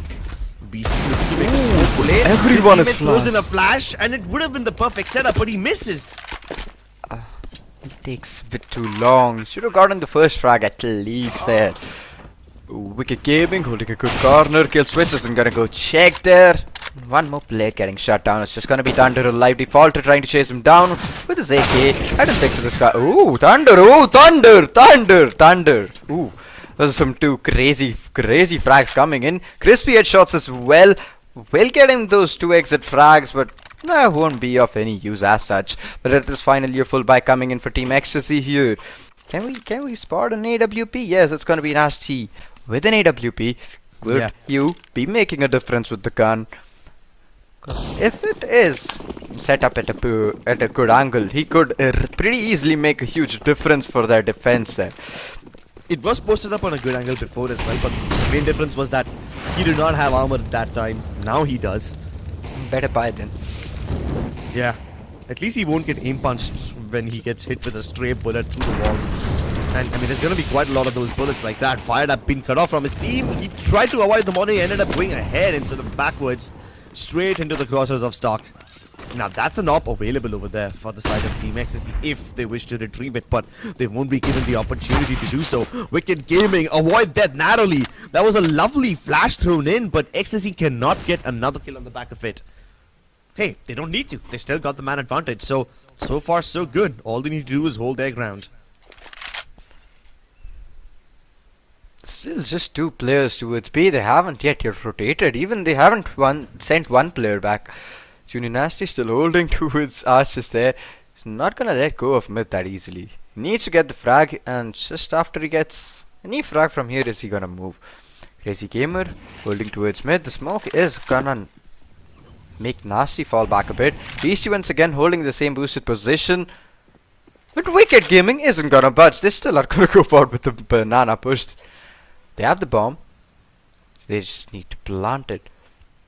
Two players holding back side. It could be a pretty easy entry for them. They just need to use the utils properly and clear all the corners. That's all.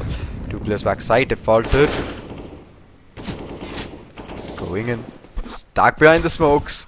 Ooh, the smokes might just be a problem for the terrorists. You Crazy Gamer goes off a bit aggressive, finds both the frags, gets both of them.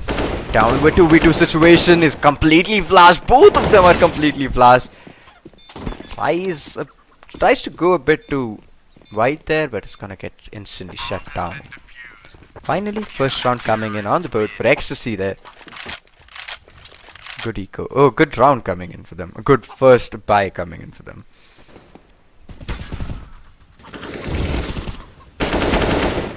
Well, there we have it.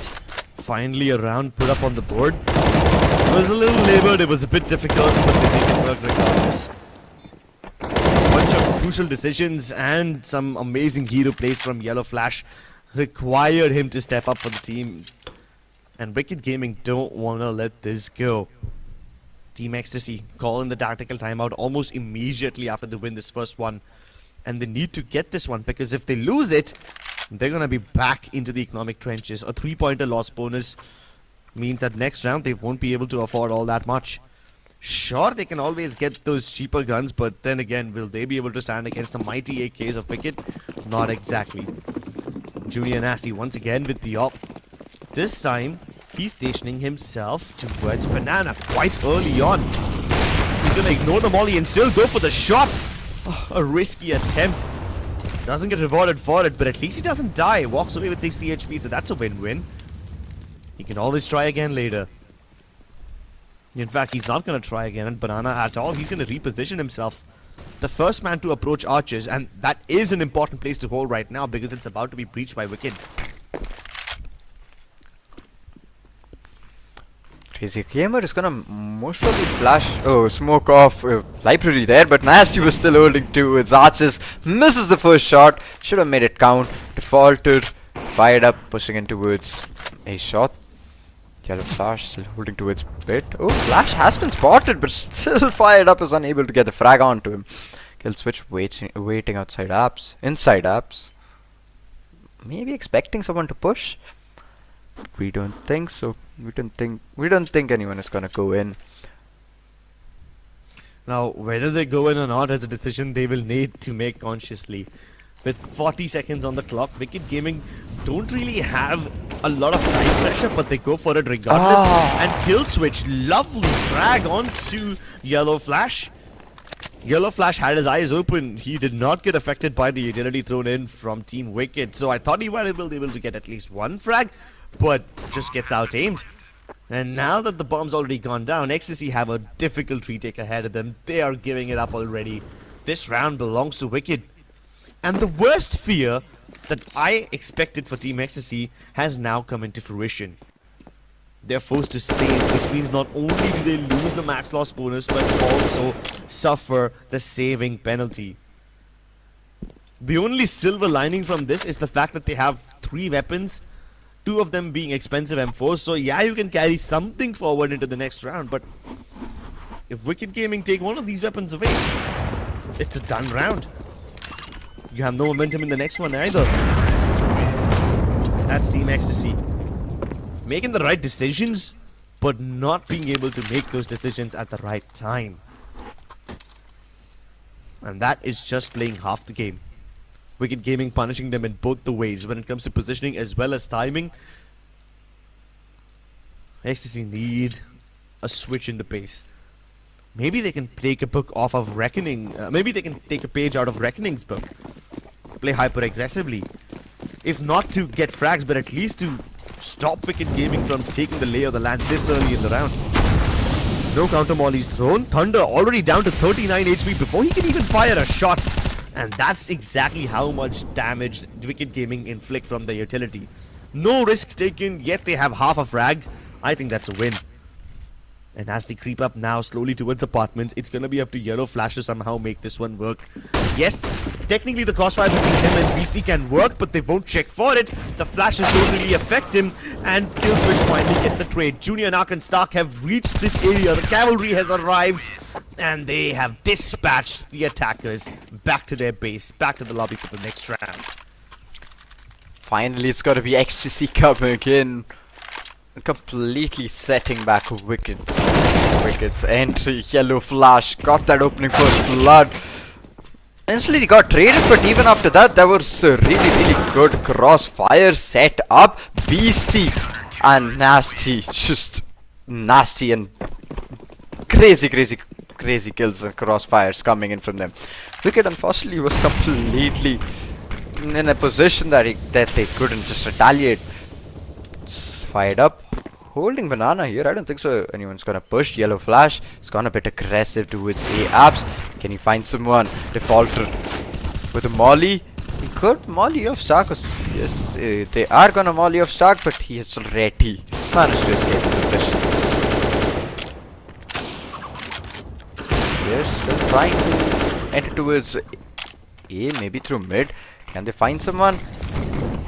Ecstasy is making it so difficult for Wicked to find that opening frag that's just not going in. And even if they do go in, they do go in with two players, and there's someone to get the trades in. Well, let's see if that approach works for them or not. Trading has always been the strong suit of Wicked Gaming. They've seldom faltered whenever it comes to fighting man to man. They've thrown in the smokes towards the library side, and I don't think Junior Nasty is falling for it. He recognizes it, instantly repositions himself towards arches, and when he does so, he's gonna realize that this is just a ruse. It's just a fake. Now the smokes come pouring in towards the B side, and Stark has no chance of peeking. He gets instantly sprayed down if he even tries. Thunder somehow still making it work from the back lines before he gets finally pierced by Fired Up. 3v3. A decent enough chance that Ecstasy has. Probably the best chance that they've ever had in this entire half. And they've got not just the man advantage, but also the HP advantage. 3 defuse kits available too. Default on 18 HP. He's gonna have to play a one and an angle, hoping that Fired Up is able to set up the bait for him. He's gonna make the contact. Defaulter makes the swing. But no, Fired Up has to look in 2 different directions. He's losing members. He's just hoping that he can play from the pool region. One shot, not gonna connect. And that's all she wrote for him. Plenty of time available for Ecstasy as they pick up their third. And they pick up another op as well. Wait, they didn't take it. They didn't take the second op. Okay, no problem, no problem. I guess one op is enough in the hands of Junior Nasty.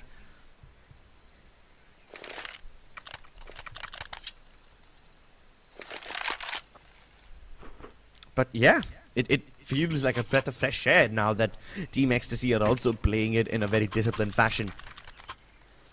You gotta admit that Ecstasy's rotations are lightning fast.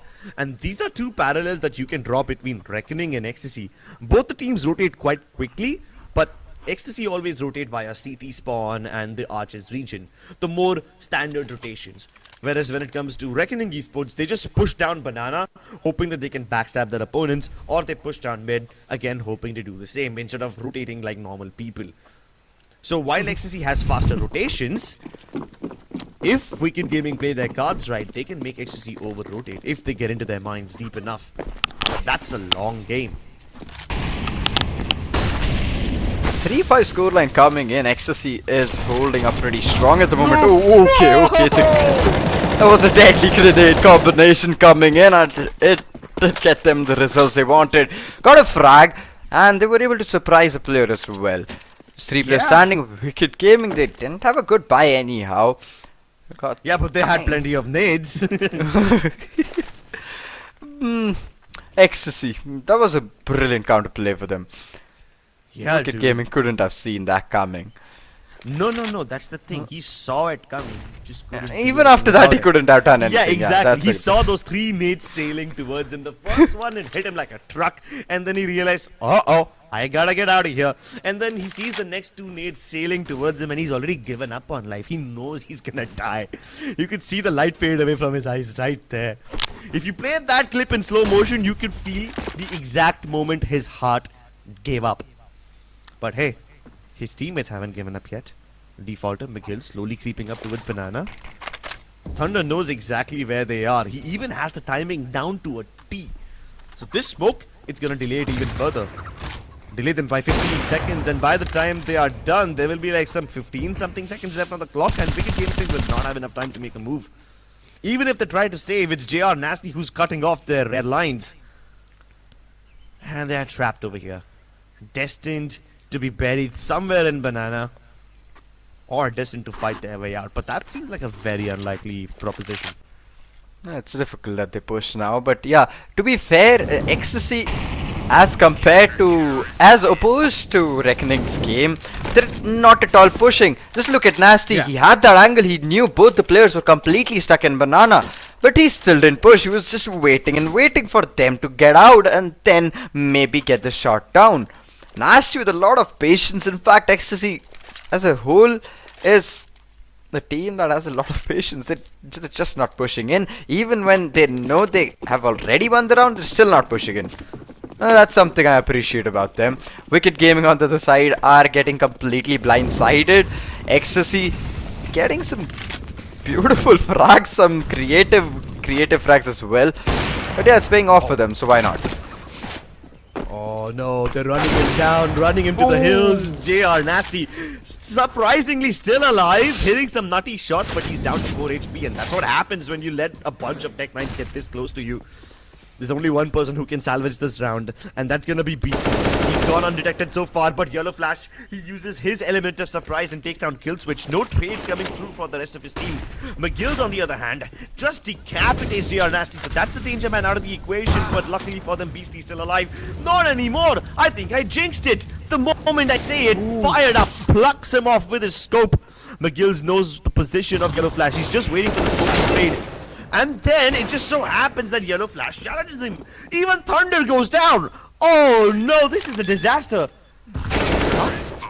So sneaky, yet not at all effective. Team Ecstasy had the recipe to success, but Wicked Gaming bring Chemical X, and there goes your chemistry out of the window. Sometimes going a bit aggressive even towards the counter-terrorist side could be the way they should secure the round, because Ecstasy at this point is playing a bit too passive. If only the guy holding, in fact, if only Yellow Flash decided to push in or something, or at least reposition, he could have gotten a trade off or a frag there pretty easily, but instead he was just holding that same position, just waiting for the smoke to go off or maybe someone to push in. But in the meanwhile, he got countered with that top and he couldn't have done much about it. Once again, it's going to be Wicked Gaming still holding their positions. Maybe go forward with an execute towards Banana. This is Thunder. There's 2 players holding towards B. This could be the round where their B push might come in. Players, it's going to be a very crazy flash coming in. Ecstasy, they did try to get the frag. In fact, they managed to get the frag, but it's going to be McGill getting the trade in. Still down to a 4v4 situation. Stark peeking right at the moment. Just as the flash was about to pop, he peeked in, even though he did get blinded, but right before he got blinded, he got the frag as well. Stark once again finding 2 more frags. Whoa, ha! What the hell? Kill Switch, he's gonna have to activate the biggest Kill Switch to clutch this round. And I don't think a big enough switch exists. Just spraying through the smoke, and the moment the bullets run out, they're gonna come at him like bees descend upon their prey. Well, never thought I would say this, but Ecstasy Gaming, they're actually holding on to their own really well. It started off as the Wicked Gaming show as they went off on this dominant start, but then again, we've seen crazier comebacks today. So I guess this shouldn't be out of the... One thing I have to admit, Team Ecstasy flashes for each other really well. They have always been good communicators. thrown from Team Ecstasy. Whether it's smokes to delay the rushes from Wicked Gaming or whether it's flashes to help one of your teammates pop out and swing. Ecstasy has always done that right. But that means that Wicked Gaming can do it too. Another crazy flash showdown, and it's Wicked Gaming who come out on top. It's 1 second and 3 frags. Ecstasy fall like a pack of cards in a hurricane as B-side is now in disarray. Have been completely destroyed, that's for sure. It's going to be Nasty getting shut down as well. He wasn't expecting Fired Up to be there. Did they just pass each other? Yeah, it was crazy gamers. Obviously, the last guy was more or less prepared for the player to come and push in from behind him, maybe from arches. Just as he focused on that player, he got completely picked off. Good try though. 7-5, Wicked Gaming, not giving more rounds to Ecstasy.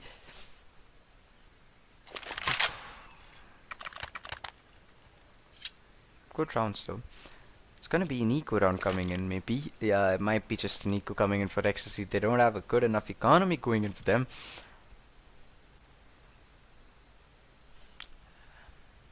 Well, here you have it, ladies and gentlemen. Economy or no economy, it's not gonna stop JR Nasty. It's not gonna stop him from hopping. I mean, he's purchased the glass cannon in round number 3. So that kind of makes it obvious that he's going to attempt something in round number 13 as well, when his teammates also have slightly better economy. Beastie has that M4 and together, sure, they might be able to make something work, but JR Nasty, he gets a treatment that he gave to his opponents previously. You remember how Wicked Gaming had this one guy who just got triple naded at once? Yeah, now JR Nasty faces the same treatment. 2 nades, so he's down to 34 HP, but that could have been his death right there. Oh, a spam shot connected. And Beastie's actually taken so much damage through just that wall bang. That should give Kill Switch the idea. It gave him a sound cue and Kill Switch was prepared for that one. He knows there's going to be one more around the corner. These wall bangs are not just dealing damage but also giving him vision to Wicked Gaming, and that is just ridiculously good. Beastie somehow still survives. 20 HP. He's got a foot in the grave already. JR Nasty might join him right there. And he's about to face a whole lot of people headed towards him. The pop flashes are perfect. He runs to safety, hoping that he will be able to keep himself safe, but he's only running into fire. And there you have it. They finally put him out of his misery. Even after him being cornered in such a situation, he still somehow managed to get the trade. Oh, get the frag there. Ecstasy Thunder finds off another, down to a 2v3, but it's barely anything. Beastie and Thunder combined are not even 50 HP alive. Stark has to do the damage here. Has to be the one to get the frags, but no, it's gonna be him. First player to get picked off. Beastie comes in. He's gonna take down Fired Up. Are they gonna check Crazy Gamers? They have no idea. Crazy with that sneaky play is gonna get the 2k and secure the round with that. A beautiful, beautiful play coming in for Wicked Gaming. Almost could have lost the round, but the sneaky peeky play is gonna get them the round. And yeah, just like you said, the wall bangs were just absolutely phenomenal, dealing a lot of damage. Still, in the end, it was Wicked Gaming who came out as winners for this round. Oh, this has been quite a back and forth game. Games like these are always kind of interesting because you never know what to predict. Ecstasy now finally, having run out of money, have relinquished all the weapons and gone down to just pistols. They have a stack, a triple stack over here, which could have been a disaster, but somehow Wicked Gaming stabilized themselves. Eyes closed, but they can just spray with their superior weaponry. They maintain their man advantage and don't lose even a single player. Site taken over, no guns lost. Wicked Gaming got this in the bag.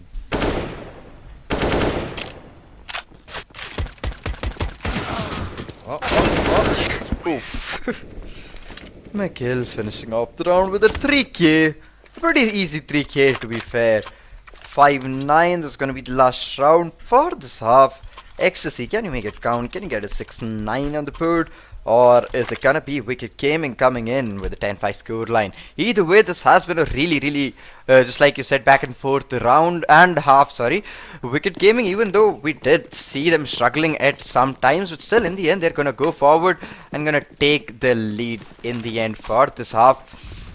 Ecstasy, even after with their passive and default plays and the really good executes, they still haven't been able to get the lead. Fired up, holding a good angle. Defaulter is gonna maybe hold mid. Yeah. And you're right. I mean, Team Ecstasy also hasn't really been playing aggressively. And that's exactly why Wicked Gaming gets all this map control. They get so many options, they can move about freely. They don't even need to worry about keeping a player stationed towards Banana for information. Oh, what the Fired Up hell has was been that? pretty much unchallenged. And look at this double nade stack. It's just beautiful. They don't even need the bullets to get those kills. The shrapnel does the job more than well enough. Stark and Fired Up just flirting with each other across this little half wall. But even if Stark wins, it's fine. Loud. Oh, Stark's still coming in with some good frags there. Might just be able to get the clutch. 2, beautiful crossfire. There's nothing he can do anything about it. Playing off each other's contacts. It's gonna be another round coming in on the board for Wicked Gaming. That grenade was absolutely brutal. Destroyed 2 players there just in a blink of an eye. Was a good try. Ecstasy 5-10 will not be able to get any more rounds on the board for the first half, but then again we'll be moving forward with the second half. Ecstasy, being a passive team, is now gonna be moving towards the terrace side. Hopefully they change the pace of their game a bit, because Wicked here is not that passive as we've seen. And let's see what kind of a gameplay are they packing in for the second half, which is gonna be their CT sided game. On the side, Ecstasy might just be turning up the pace there. An aggressive heavy push towards A. This could just be the round they've been looking forward to get. Just one player towards pit. Is he gonna be checked? Ooh, kill switch with a beautiful one tap. Just manages the first one. It's gonna go down instantly. Hold on, take a look at Fired Up. He's about to get in the line of fire, and he was in perfect position to intercept, but no. Team Ecstasy make it work. They recover the bomb from pit. They can even have it cross over towards the side. The only person who could ruin this would have been Crazy Gamer, but he gets spotted by Thunder before he can even make a move. And Defaulter really can't do much at this point. They're gonna plant the bomb in the deepest corner of the side, which makes it nearly impossible for Defaulter to do anything really. And they're not even playing in these crossfirey angles, they're just all gonna peek him at the same time. Yep, no chance Defaulter was getting anything done over there.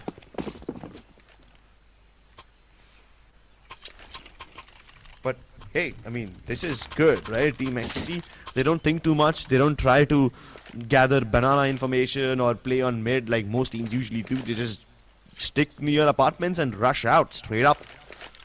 They do it before Wicked Gaming can rotate. Picking up pace like this is always appreciated, but that doesn't mean that you repeat the same stuff again and again. I do see something similar once more in the works. It's a rush. Full-blown rush towards the apartments. You can hear the wood just cracking under the floor. Oh my goodness. Lovely shot from Killswitch though. We've seen an ace from this position before. Will we see another one again? And they're falling like flies. They're jumping into his crosses. What a spray from Thunder. He basically emptied his entire clip in that one.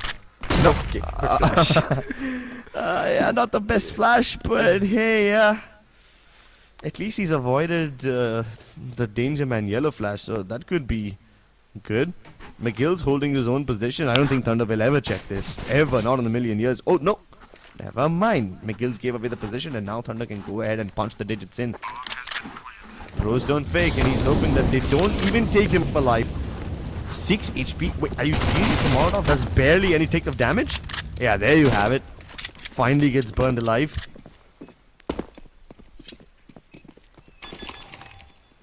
Good retake coming in for Wicked.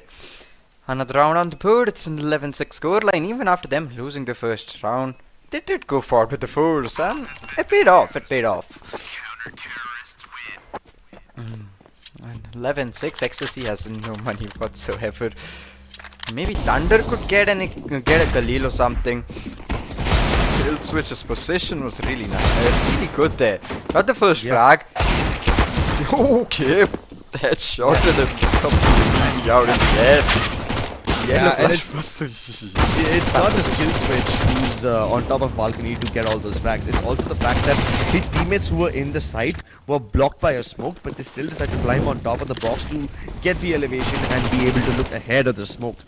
Basically, they don't get out of the action, and the crossfire that they have established with Skillswitch and the rest, that doesn't get broken. That's how Wicked Gaming always adjusts. Sure, you can rush down Wicked Gaming and challenge them in terms of fragging, but you can never really break their crossfires on the basis of utility. That's something that Wicked Gaming have always been better at. And Ecstasy once again do what they have done best, just rush straight out of the apartments. Yellow Flash runs into his enemy's face. Lead exchanged. Close quarter combat initiated, and it's Ecstasy punching in the digits, but Fired Up has no chill. Man swings wider than the berth in the train, and he is running them over, tearing them apart into mincemeat. Beastie making things a little bit more interesting from Pit as he's able to isolate the angles, but Defaulter takes no prisoners. Wicked Gaming continue to stay in the driving seat. Defaulter finishing off the round, squeezed off the last guy, gets another round on the board for his team. It's going to be a 12-6 score line. Ecstasy now is down by 6 rounds. The gap is just growing at this point, and just as I said, Wicked Gaming isn't going to hold up at all when they move towards the CT side, and Ecstasy is having a bit of a hard time here getting the entries and the executes, but that's going to be another eco round for them. Sure, it's going to be a bit more difficult to get their entry with.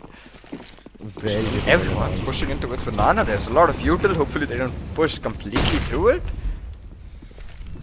And even if they do, they're going to be waiting on lead on the other side. Oh, the tech lines are actually working. Are you serious? Oh. Wow, Yellow Flash and Stark are able to just bulldoze their way inside. The M4s of Wicked Gaming, they fall. But the bomb? You didn't see yellow, did you? I don't care about Yellow Flash. Look at the bomb. It's still at the bottom of the ramp. Ooh, it's complete rotation coming into its A. That was Yeah. not something they expected though.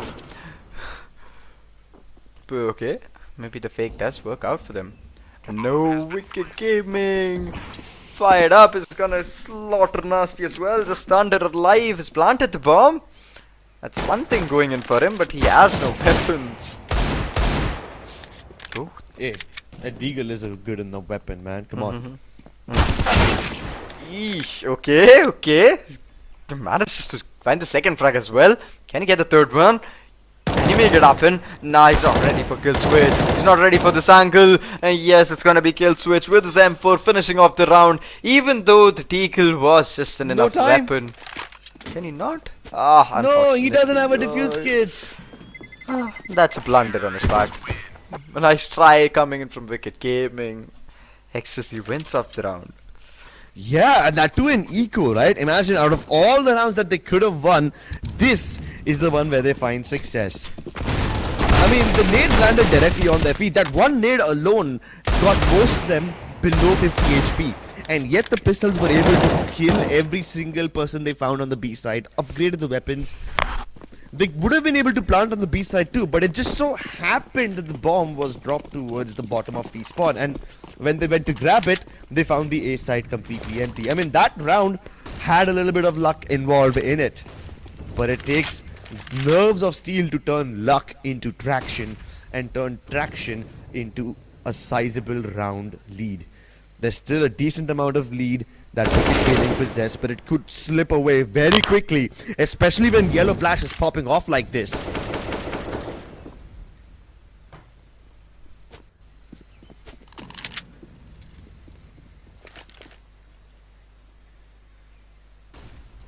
Bracket control available for Team Wicked.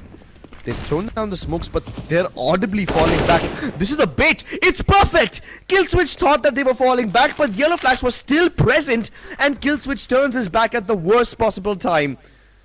Brain games being played by Team Ecstasy as they entrench themselves into the minds of their opponents. And they've still left Killswitch in that area. I'm sorry, not Killswitch. They've left Yellow Flash in that area. Defaulter looking for him. Yes, he does get the kill. He recovers the gun, but at what cost? McGill's has been trapped out of the action. He can try to spray, but he's not going to stop anybody. He can't even stop himself from being murdered in cold blood.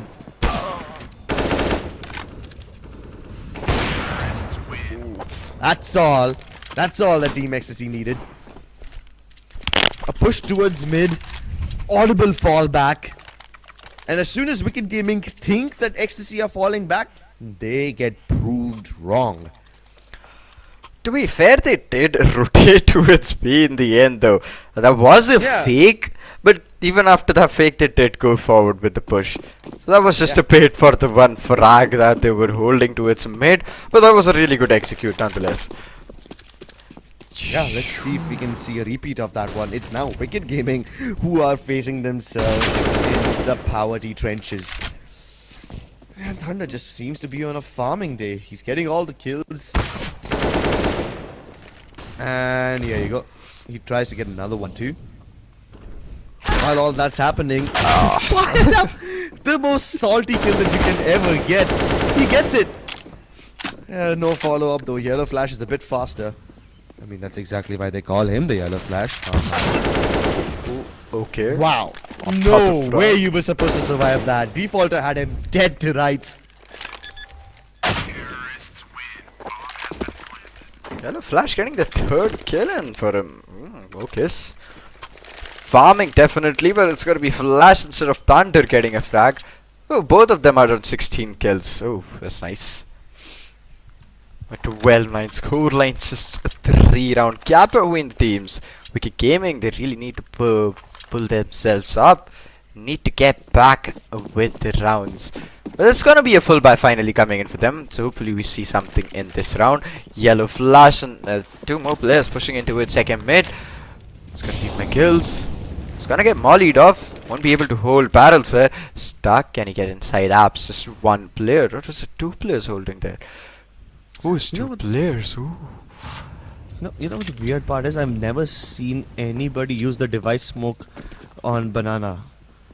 The molly always pops towards the car. Neither of these teams, neither Ecstasy nor Wicked Gaming have used the device smoke to stop that. And it's almost always the T's are getting the control towards early half of the round. But yeah, it seems like Banana is not really the focus point anymore. It's this region in apartments. Wicked Gaming know where their enemies are that have already stacked up the A site. Will Team Ecstasy walk into a trap, or will they realize they're making a mistake before it's too late? Who can switch? Switching kills, no doubt.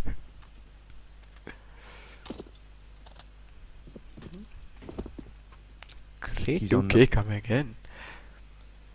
Yeah, that 2K can hold a lot more. Timing! At least Defaulter spotted the two remaining players, so now Team Wicked have all the info in the world. You've already got Crazy Gamer moving in from the back lines in case Team Ecstasy decide to go towards Banana. But I'm pretty sure it's gonna be a save. He heard the op, scope in, thinks he's got a chance. JR Nasty had the worst instance of timing, and there you have it. Crazy Gamer gets the frag.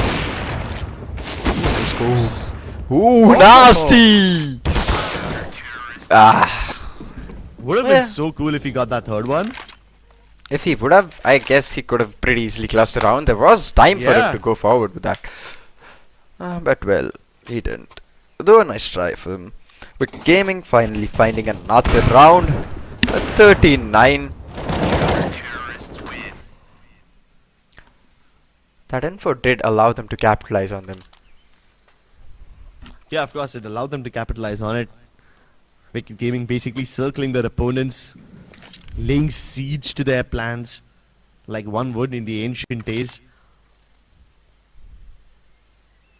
Speaking of ancient, I hope we get to see that tomorrow. Would be exciting. But for now, Inferno just seems to be the national map of India. It's always been the national map of India. Most people think it's Mirage, but it's really not. It's Inferno. Let's see who's winning this map. Yeah, he's gonna be going up in an op duel against JR Nasty. Will they fight each other, or will they just continue to hold their angles? No fighting towards mid. Fired up instead. is holding all the way back from Moto, watching towards Arches.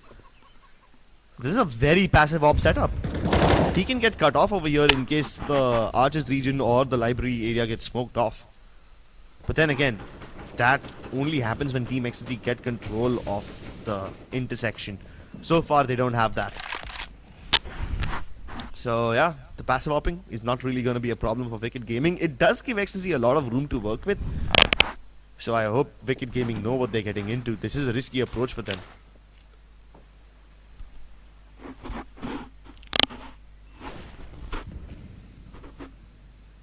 Kill switch into its bit. Might get some frags there if they do decide on pushing into its apps. It's just gonna be Stark pushing out though. Rest of them might just go forward with the Archpush, or are they gonna go forward with a shot? Oh, fired up, has a good angle. Still waiting with his hard scope. Yeah.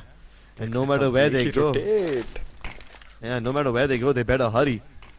Oh, Wicked Gaming have now realized that Ecstasy has changed its path and it's heading towards the east side. The mollies and smoke to keep them at bay. Ecstasy has no choice. They have to push through this one and straight into the crosses of Crazy Gamer. The molly destroying their push and all their aggression. Oof. That was a good try there. Oh, it wasn't a good try. Sorry, I hate to break your bubble. But Team Ecstasy spent way too much time trying to gather control of brackets. And even when they did get some control of brackets, they didn't capitalize on it. They backed off, went all the way towards B with only like some 25 something seconds left. And at that point, you really have no time to waste. If there's a smoke in the way, if there's a molly in the way, you just gotta ignore all of that and run right past it. And in doing so, they basically dug their own grave. Crazy Gamer was able to get the easiest triple spray down of his life. He might get several more, but fired up this time, taking matters into his own hands. The first time he goes in for an aggro mid-peak and he gets rewarded instantly. That's going to encourage him even further. And all of this without laying down a cover smoke at intersection. So Team XT could have never seen this coming. He now repositions himself towards the right side. They throw a flash to counter him, but he continues to stand his ground. And he's killing them like flies! Absolute madman! Finally, JR Nasty's Tech 9 is able to shut him down, but Crazy Gamer's in the prime position to shut him down. And in case they go the other way, there's Kill Switch waiting for them in pit.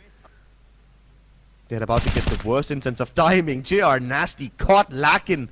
Pants around his ankles. And the same could be said about Yellow Flash, but he's a little faster. Waiting towards mid, still waiting for the banana push, but we know Wicked Gaming isn't gonna make that mistake. Both players holding towards one side. Kill Switch could completely get this round pretty easily, if only he goes unchecked. Yellow Flash pushing in towards Haps. He needs to get out of there, and as soon as he jumps out, he's gonna get spotted. He's gonna give away the sound cue. I don't think so there's gonna be enough time for him to check Kill Switch there. Yeah, there you have it. Even though he had his crosses there. Yeah, even then, he had the right idea, checking all the right places. And if he was able to get the kill on Kill Switch, this would have been a confirmed plant for him. Wicked Gaming decided to play that 1v2 in a rather unorthodox fashion, as both of them decide to hold individual areas rather than stick together. Of course, it's riskier, but if both of you hold off angles enough, then you will never get checked. Wicked Gaming, they can almost taste victory. It's within touching distance, a stone's throw away, and Wicked Gaming will be right there. Ecstasy, on the other hand, they muster up whatever their pennies can afford them. A bunch of deagles, all the utility in the world. They're praying for blood. They are getting the kills. Thunder and Yellow Flash both getting a shot each. Of course, the fates come through, but the Deagles are singing the songs of death. Kill Switch is ready to stop them. The Flash is perfect. Yellow Flash gets caught lacking. And he repositions himself on top. There you have it. Kill Switch just laying them to waste. A stylish one tap to finish it all. Showing them who's boss. Oof, that was a really rapid, fast round coming in from Wicked Gaming. And to top it all off, there was that beautiful one tap in the end. But in the end, we all know it's going to be Wicked Gaming coming out as the winners of the third match of the day. Absolutely phenomenal performance coming in. And to be fair, we did expect Wicked Gaming winning it. But on the other side, it was a really, really good match coming in. It was a really good match coming in, no doubt. Wicked Gaming with the slow, fast shift up coming in from them. That did work out. Ecstasy still playing a bit passive towards their attacking side. That might have been the reason they weren't able to get those entries that easily. But even after that, they did make a decent enough comeback towards their side. And there was sometimes we did see the opponent team struggle a bit. Ecstasy were able to somewhat counter them at some points. But yeah, then again, it was Team Ecstasy who lost with a really, really good try. At some points we did see them making some sort of mistakes there, but all in all that was a really good matchup coming in. Yeah. I mean, both the matches, not just both, all three of the matches today were somewhat close in terms of scoreline. But there is one thing you need to keep in mind, and this might have been something you guys saw if you paid attention. All the three teams who won were making proactive moves. They were not relying on their teams making, they were not relying on their opponents making mistakes. They were not relying on reading their opponent or reacting to what they were doing, but rather focusing on setting the tempo themselves. And this rings true for every single team that won today. Be it Wicked Gaming, be it Reckoning, all of them made the moves on their own and off their own accord, which basically means that when these guys face each other in the winners bracket, we're gonna have a banger of a game. Yeah, to be fair, most of them have their aggressive Russian aggressive playstyle, and all the three teams, just like you said, were performing in similar situations and similar ways. That is gonna be some interesting match because most of these teams are gonna be playing each other in the next round, and most of them are gonna have to play with the same playstyle then again. But but if they do look at the games that we did see today, maybe they learn from each other and maybe they can improve on their performance and whatever issues there were today. But even after that, just like you said, all the three matches were absolutely crazy. But just like that, what's gonna be crazy is, guys, you going and scanning the QR code on your screen if you do have a WD Black product. If you have bought it from the specific merchants, you are eligible for a huge cash prize, Paytm cash prize. So guys, do go forward and scan the QR code if you do have a WD Black product, maybe an SSD, a super fast SSD, or maybe some other device. So do feel free to take a scan at the scanners and check out for yourself what you might find. Yep, plenty of cool prizes available for not just the players who are participating in this tournament, but also for the viewers who are joining us to witness these matches. There's something in it for everybody, and that's why WD Black is here to support the esports scene. We are done for the matches for today. We will have several cool CSGO matches tomorrow as well. This was the round of 32. We'll be moving forward in the tournament later on tomorrow, where more exciting teams will be playing. Another cool important team that I'm really looking forward to seeing tomorrow is going to be Kingpins, who were definitely the finalists of Skyesports Championship 4.0. So a lot of interesting matches in store for you tomorrow as well. Make sure you subscribe to this channel and hit the bell icon so you don't miss when we go live. You don't want to miss out on this action. Thanks for tuning in today, and we'll see you again tomorrow.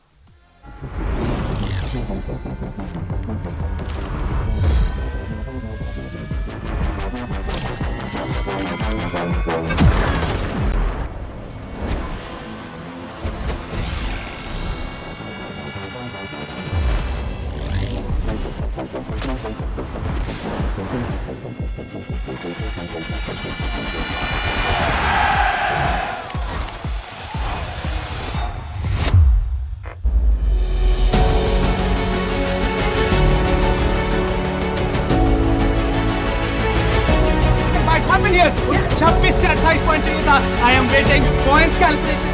Secures the round and he secures the victory.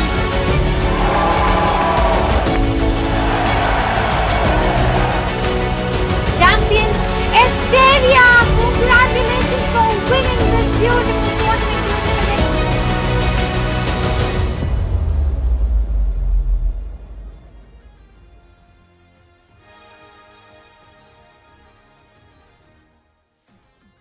Here we are, we locked down in different cities, and our virtual connection falls apart.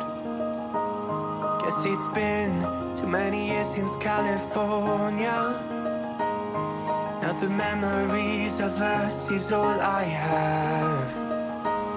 See, one day I'm gonna reach ya, take a plane for many miles. We pretend that time didn't pass us by when we're on Mulholland Drive. I know it won't be long before dawn, gotta be patient for a while. Someday we'll look at stars in this same sky, when I'm on the other side.